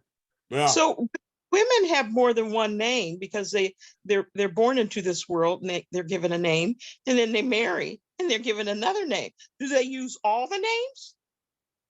Yeah. Yes, there is a transformation that occurs. Yes, Great question. You do use all your names, and it is fine if your last name is completely erased and you take on the name of your mate. That is also fine. Study that name. Oh, this is how it originally works. Okay, let's talk about corporate line. This is how it originally works. If I am a guitar family, okay, I only grow the trees and I break down the wood for those guitars. I know how to sand the wood. I know how to do all of that. I have a little son. My friend down the street, he makes the wires for the guitar. Okay. So we both know everything about the guitar. We love the guitar. We're on different sides of the guitar. Okay. And he has a daughter. My son and his daughter marry because they both know everything about guitars. And then we keep the industry of guitar going through our families. And as the next generation is taking over our deeds, we're more on the chips. We're more on the financing. We're more on the expansion of the business into different countries, so on and so forth. That's how it works. White people that maintain that type of structure, they're still doing that type of stuff today. Right. That's social engineering. And so if you take first frequency and take that generationally, it's the same thing. Yeah, they're still doing that today. You can look up the word debutante. So debutante is or a debutante is sort of like it's a courting party for women who are like 20, 27, I think. And this is for the elites. This is what the elites do. And this is a scenario where they're walking up in there with $10,000 dresses on and stuff, and they're being, yeah, no, it's serious. Because I was Yeah. shocked when I saw it. What do you know about it, Sandra? You could probably say more details than me. Well, it is to find a husband. Right. It's a system to find a husband. It's Mhm. for the high elites. We're Yeah. talking about like the Snyder family, or like the Money. the Nabisco family, or the Vanderbilt family, or what's another one? The Kraft family. Matter of fact, all the products that you use are last names Mhm. to very high level elite families. Okay. Somebody just put there was in the debutante when they was 16. The debutante is different. Yeah, I was a debutante when I was 16. Well, The tell us your blacks have experience. Different. the That's black, if you want to call them black elites. I mean, my father never considered, he never considered himself, but I mean, if you look at different organizations like Jack and Jill, there's several black boule organizations that have the very same thing. So it's the same type. I had to get a dress and had to go do all of that nonsense. But so yeah, I definitely understand the aspect of it and the whole thing behind it, because you're introduced to society and you have to make a speech and dance with your father, and they make connections. And I still end up going in the military, so that didn't do crap. So, you know what I'm saying? But the black community has it as well. So I definitely understand the whole aspect of that. Well, right, but the main goal was to keep you at this social class layer. Right. Yes. Do not go down to the Patty Flipper, okay? We're not Right. gonna go down here to to the menial worker jobs. You better stay up here where the money is strong, and you better choose a man that's in this area. Otherwise, it might be downhill from here. You understand? And that is what we have to do. We have to, I mean, like she said, those systems are already developed, but they're developed underneath a control mechanism, which stems down from the skull and bones. If I'm correct, the boule protects the skull and bones and whatnot. Right. So they already have orders and rituals and things of that nature that are age old for them. We are brand new. I am freelance. Okay, I am a renegade with this information. Like, this is all freestyle for me. So I haven't found out. I didn't find out about the debutante until I wrote the encyclopedia on the alchemy of women. So, there you have it with that. But when it comes to our future stance, that's why I wrote this material, is so we don't have to rely on these confusing orders and missing gaps of information and mysterious activities that are being conducted by these orders and people in the shadows that we know nothing about. So Let us also not be afraid of what other people think of us or what they call us. Like the caveman analogy you were talking about, they may call you a witch. They may call you this, that, or the other thing, but keep on going, because in the end, it's going to work for you. Yeah, I have the caveman brow. So, no, the women. real issue. Go ahead. The real issue is that, the black man are called the white man names, but he throws in his face, you don't have a pot to piss in. Yeah. I can take hold of my history,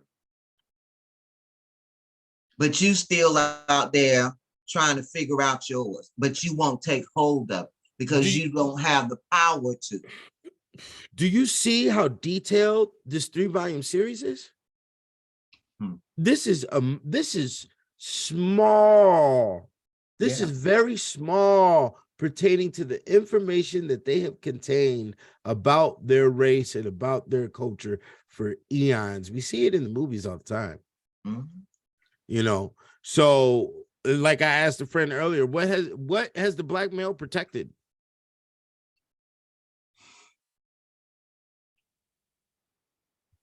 We haven't protected nothing throughout the course of history. throughout the course of Well, human history. anti-miscegenation is responsible for that as well. So we have to understand when they ushered in and created and invented white people, that was the ultimate spell that froze us in their time.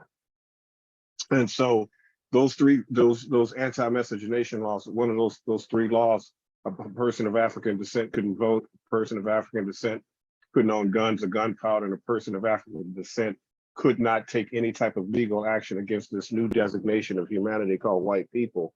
That's why Black men have no power, because there's no way for us to have power when we were taken away from our original home.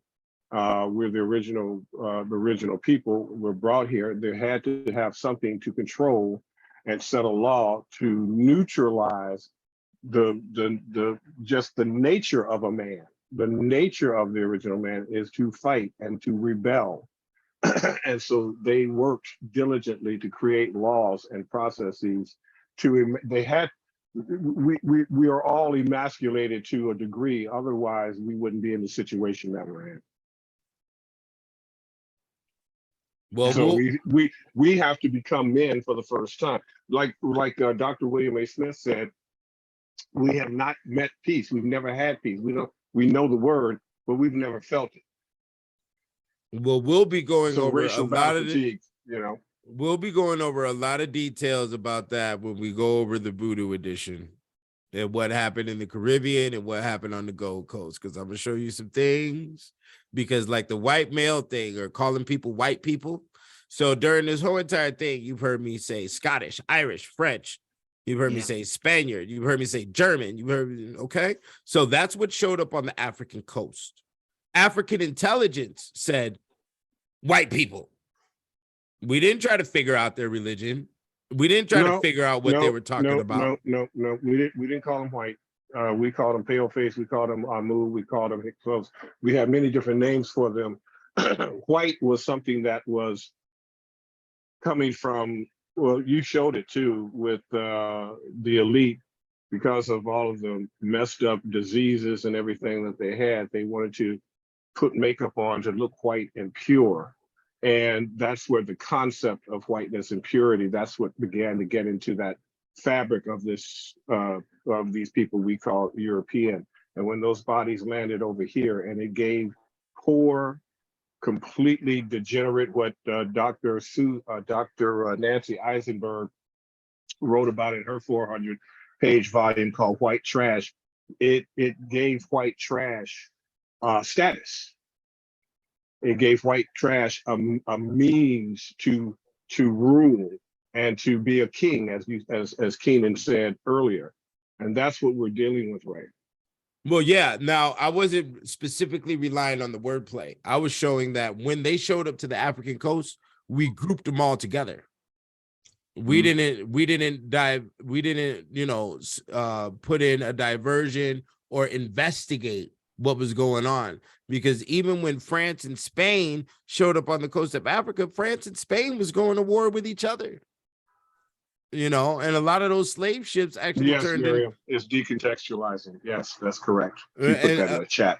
A lot of those slave ships actually turned Which into warships. And when it's decontextualized, that's the epitome of genetic memory. When it becomes so mixed up, you don't have a time, date, or time step into the body. That's decontextualization, and that's decontextualized trauma. But decontextualized could also be positive too. Genetic memory doesn't have to be negative; it can be positive as well. But that also is decontextualized, right? Because we have power that we didn't know we have. It's decontextualized. Decontextualized has to be what? Decoded, and it has to then be properly metabolized.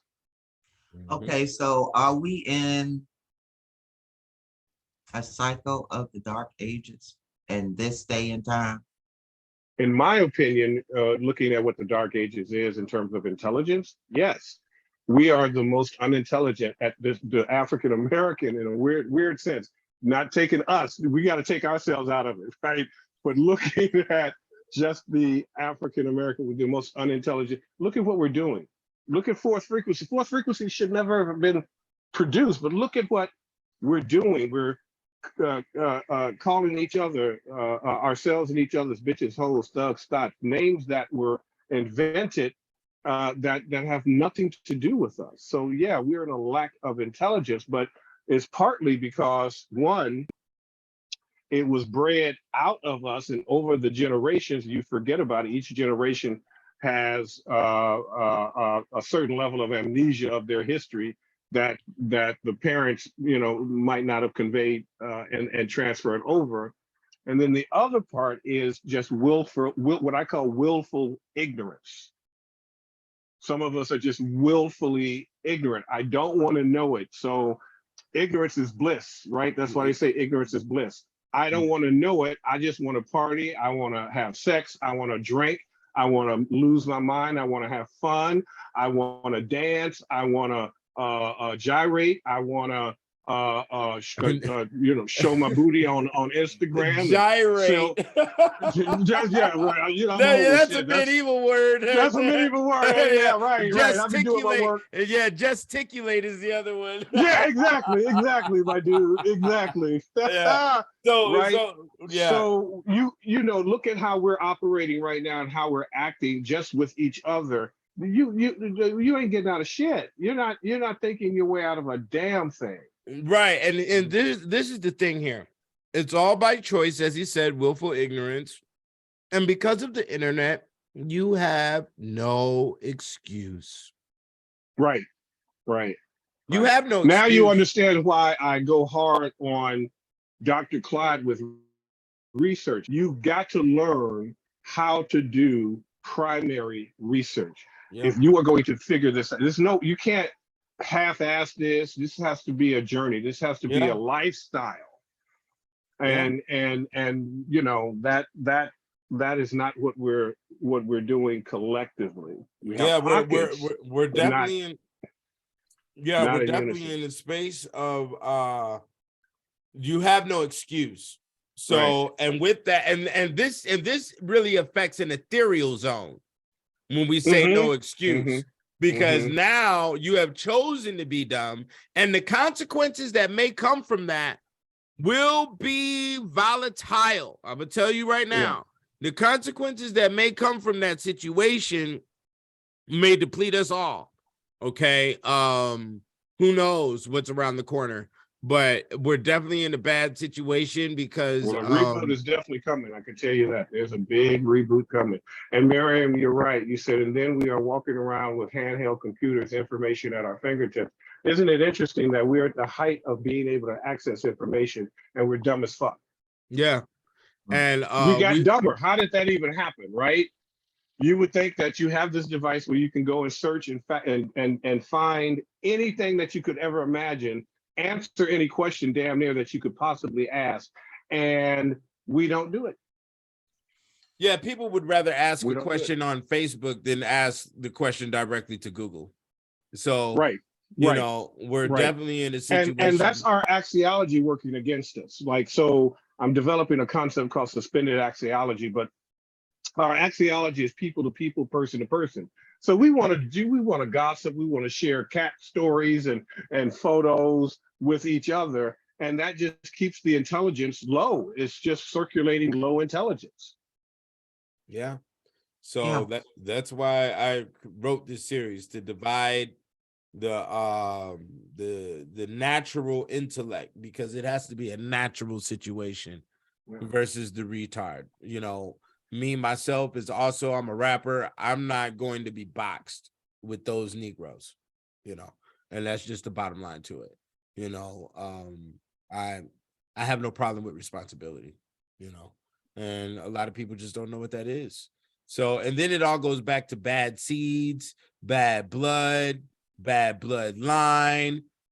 That's just what it is, we all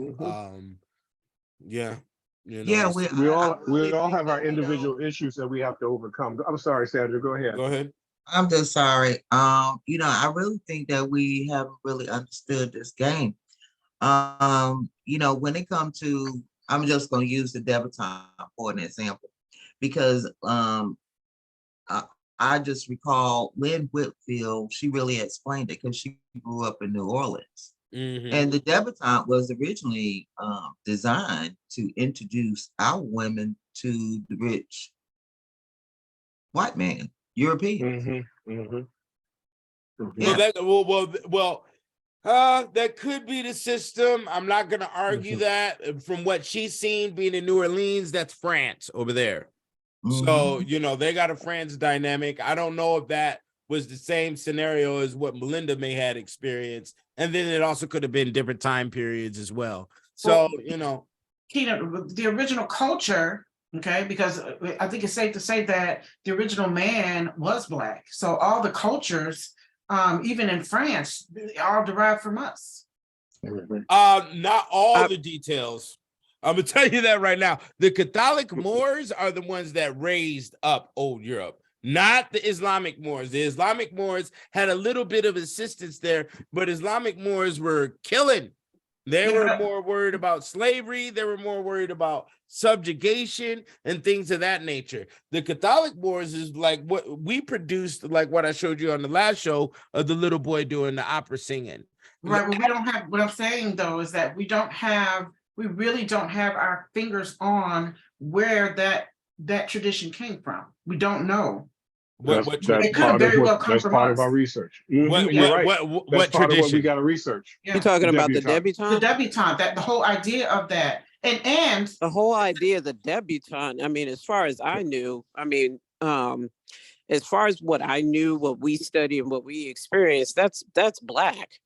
That is exactly what Keenan was referring to a few minutes ago when he was talking about that whole Black ballet, right? So you were supposed it had nothing to do with a white man. That must have been Lynn, whatever her name was. That was her experience down there in Louisiana. It was not our experience up there in New York or any other places that I know, especially here in Virginia as well. I never heard of that. I mean, I know. It could saying, could have stemmed from slavery, but keep going. What I'm saying is that when I learned about it, and when my experience with it was exactly what you were saying, Keenan, was basically, okay, you're going through the whole, like you are being introduced to Black Boule society, right? You are going to, from that point on in your life, doors are supposed to open. You are supposed to have a network of things. And you are supposed to follow in a specific line. So you are supposed to get your education, the whole 9 yards, get your education, join a Greek organization, masonry. I told you my grandfather was a mason for 57 years. I'm an Eastern Star, blah, blah, blah. So you're supposed to have that. That is what it is supposed to do. Okay. And for a lot of people that work, for me, it did not. But that's what it's supposed to do. Right. Tanya, there is no next week. This is the last one. And I'm pretty sure that the roots of it come from. We're about to do the affirmation of power. Don't worry. The king sending his nobles through the city to go get the baddies in the village, which those type of stories you'll see in the Cinderella and the Snow White and all of the Walt Disney type of stuff, where the king is like, go get me the baddest broad in the village, and I'm the commoners. Yeah. Go amongst the peasants and the commoners, right? Tell it like it is. And bring me the baddie. You understand? Because when you start looking at the boule and all of that, I mean, it's just the manifestation of that, which they do already. They just bringing it to out in the forefront with Black faces, but it's the same thing. All right, last round for questions and comments with Keenan.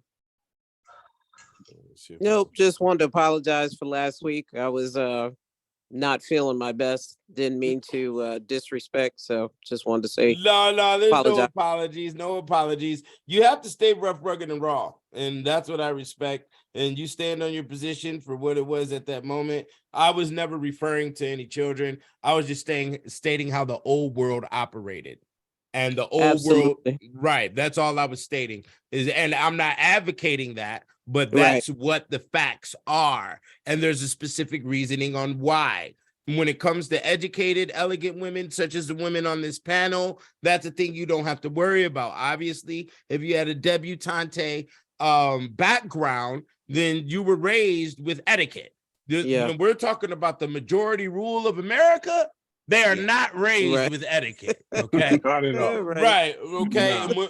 And right. So that's where it's at with that. When you one, have know. senators twerking, that's just something happened. Something went wrong. Twerking on the highway. Do you Y'all understand? I'm telling you now, getting on I top of your saw car that. in the middle of something and twerking. Yeah. I saw This is- that. Doing a handstand and twerking at that. Right, Okay. yeah. Saw that. Madness. Yeah. Okay, guys, Okay. That's Um, ergotism. Shit. I Go need to ahead, interject. Mary. I need to interject really quick. I just ran upstairs, completely out of breath to get this book. Because I wanted to touch on what Melinda, We can't and see it because it's Sandra- blurred. you can't, I don't know. No, read it. What's the name? Or put it in the chat. Put it in the chat. Okay, this particular book is, still can't see it, can you? Nope. No, put it in the Okay. chat. You got your background blurred. That's what it is. Yeah, Oh, yeah. I usually put a piece of tape. You trying to hide all that merchandise, all that merch. Okay, so this book is the Negro Rulers of Scotland and the British Isles. It's by Yeah. Dr. John L. Johnson. This book shows you all the Black kings and queens of the old days, right? And it pretty much tells us the story of how we were infiltrated, okay? And so it goes into the debutante thing because they were marrying into the Black royalty, and that's how they took over. I need that book. So go ahead and Okay. email Yeah, it to because me. And there's a lot of literally Black has royalty. pictures. It has the Yeah. pictures that are in England and that are on the walls all over the place of Black kings and queens. Mhm. Yeah. Okay, yeah, I need that book. So if you could email me I'm at gonna put it right here in the chat. I'm gonna Yeah, I actually need that get book the too. link. I'm gonna pull up the link for everybody. Thank you.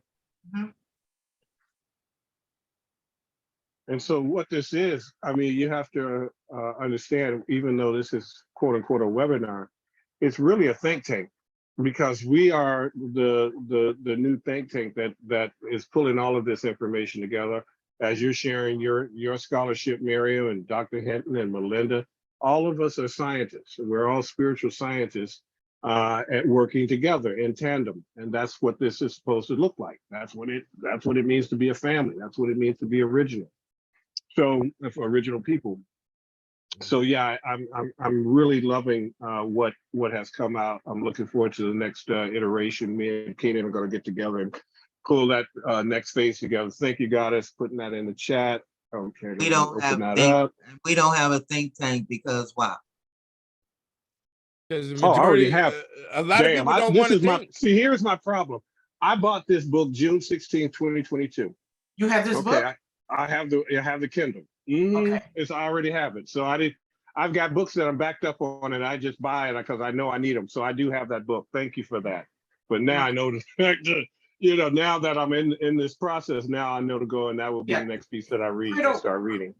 Critical information is in that book, and it pretty much will tell you the story of how they, like I said, infiltrated us. And what they did was that they would more or less pretend like they loved the Black woman, married into the royal families, took over. And that same thing happened with the Queen of Charlotte. She married King, was it King George or somebody? And then they took, that's how they took over. Well, you remember what Keenan said. Mhm. White men, and this is also part of what anti-miscegenation did here. It gave white men access to the Black womb. Yes, and And so when they got that Black womb, that's when they got world knowledge. yes. Yes. Okay. So we understand what the Black womb does. It's the creator of worlds. Y'all create worlds. Okay. You create planets, you create solar systems, which are people who are orbiting with their own energy vortex. That's the power of the divine feminine and the physicality of the divine feminine. Dr. Mae Jameson, when she went up to when she went on her NASA trip, she was studying who or what group had the strongest bone density to survive in space for a lengthy period of time. And of course, it was the African woman. that they found had the strongest bones to this day that would be able to survive space and space travel. So Black women, African women, the original women, which makes sense. The original, the creator would create a perfect being that would be able to duplicate and replicate itself in perpetuity and be able to solve all of its problems. This is a blip in the matrix what we're going through right now. We're just looking at it from an incarnation perspective because we have a finite time to be here. But what we're going and growing through now that we have learned this, now that we have the epigenetics of this, the genetic memory of this will not happen again. This will not happen again. Right. Now, that means a lot of us, like Dr. DeGrue, when she told me that the African American will go extinct, a lot will. And that extinction, though, before you become extinct, you become irrelevant. So a lot of us are living and trying to manage our insignificance because we don't know that we're one with the one. We don't know that we have this axiology. And so we're at a low intelligence. We're at a pre-intelligence, and that was their goal. During the Dark Ages, it was pre-intelligence, pre-scientific. That's where they were.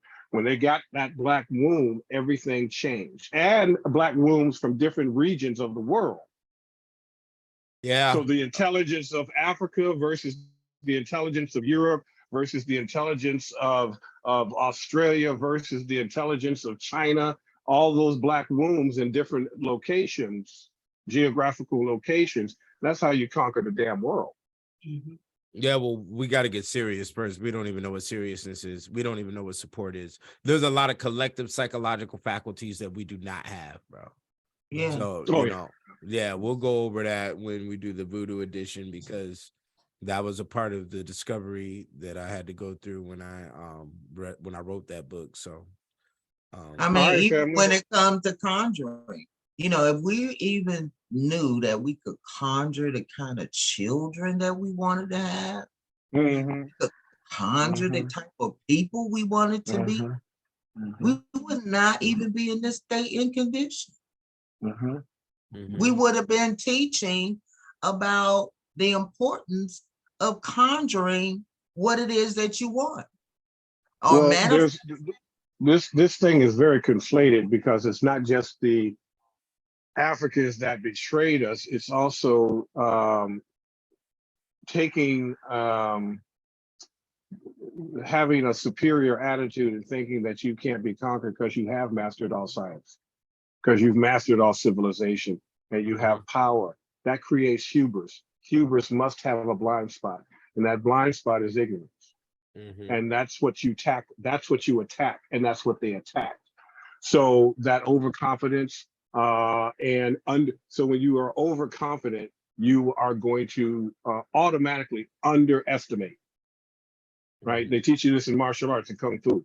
Never underestimate your opponent. If I'm looking at a guy that's 2'11" and I'm 6'3", and I bench press 500 damn pounds, and I'm looking at this scrawny little white guy, and I think, oh, I'm gonna kick his ass, and I end up getting my ass kicked because I underestimated. I had overconfidence. Yeah, and overconfidence. I didn't know how to handle my power.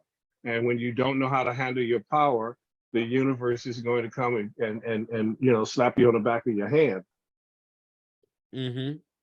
Okay. Which is what some of the power crazy lost their power and just underestimated. They didn't see this shit coming. Right. They didn't see it coming. Because normally you would be able to see a hostile takeover. You would be able to see that, particularly systematically throughout the world. It's one thing to do it in one country. It's one thing to do it for the entire world and put it under a system. That's some next level shit that we need to figure out how to do. And we need to tap I'm gonna tell you right now, when it comes to wars, go to that volume 1 in the Insane King and Queen section, and you will see 5 pages listed of all the wars that occurred during the medieval times. And it's over 5 pages. It's just a list of all the different wars. Yep. And it's well over 100 maybe even 200 different wars that they were having with each other. So that's a system of trial and error to figure Right. out what worked, what didn't work, what type of swords were better, where to aim your spears and all of that. I mean, with your bow and arrow and all of that type of stuff, what tactics to use. They had a lot of exercise with war alone. And that is the reason why they were able to do everything that they did across the planet, We were warriors, but we didn't necessarily war for the sake of a hostile takeover of Right. another group. We Right. warred we had disagreements amongst each other, and there was still a certain etiquette and protocol. They Right. didn't have that. They didn't have it. Right. Also- Go ahead. Also, they changed the game on how they went to war with us. They were at war with us, and we didn't realize we were at war. We're still at war. Right. Right. Well, we figured Columbus was over here many times, just chilling out, having dinner, making love, and being a friend of the community. That it wasn't just one little visit, and it was recon. He was doing recon to see how can you take these people over. Right. And then to also show the emotions that they didn't know they had.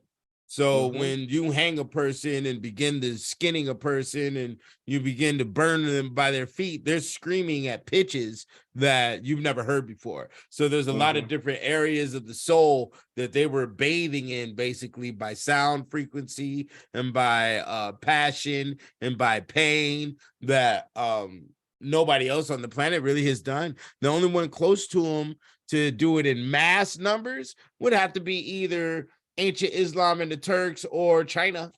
Besides that, and that because these are civilization issues, not tribal activity, you see. So anything that could be related to the most atrocious tribes that I've ran across is Papua New Guinea, and they're insane over there to this day.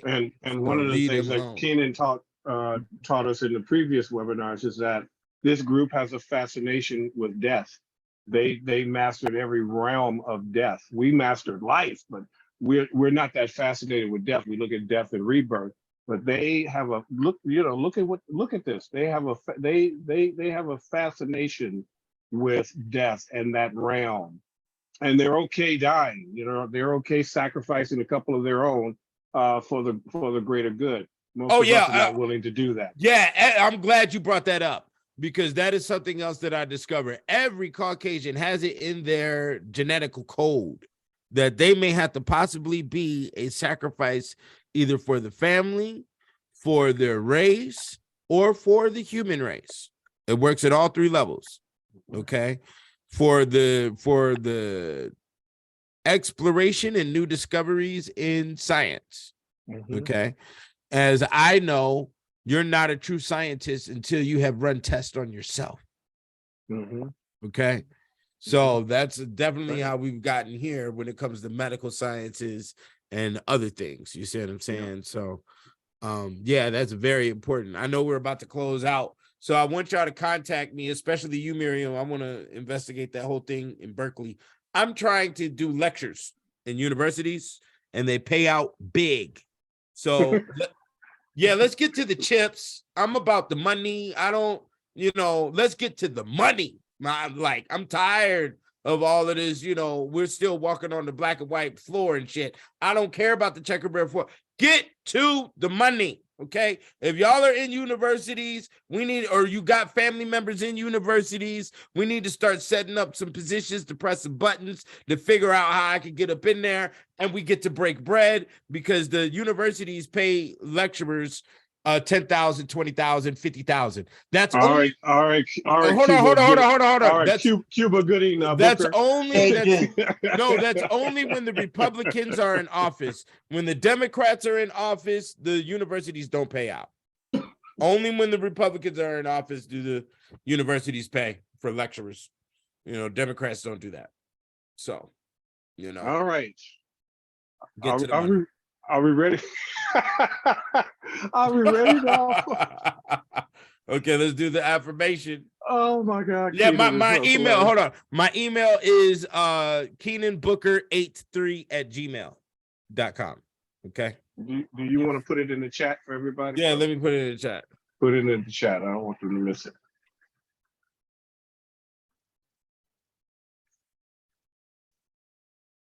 Okay, there you go. All right.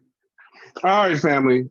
This has been an amazing 4 weeks of research, conquest, taking a deep dive on discovering, rediscovering, and uncovering our ancient history. And we thank Amma for that, and we thank our ancestors, and we simply give thanks by saying, I am one with first frequency. I am one with I am first I'm one with frequency. first frequency. I am one with the first thought idea. I am one with I the am first one thought with the idea. first thought idea. I am one with the firstborn people. I am one I with the am one with the firstborn people. firstborn people. I am one with the only one. I am one I with the am with only the one. only one. Ashe, Ashe. and so it is. And So so it it is. is. Yes, thank All right, you. family. And Thank I'll you. see some of you Yeah, Friday. anytime, anytime. All right now. All All right, right, Kenan, we'll be actually, in this should have contact. been 6 weeks, not 4. Okay, Well, not a problem. that leave it up to Philip. He can write me in the Yeah. schedule at any time. I We got will tons figure of it stuff out. over here. Yeah, so just let We me will know. figure it out.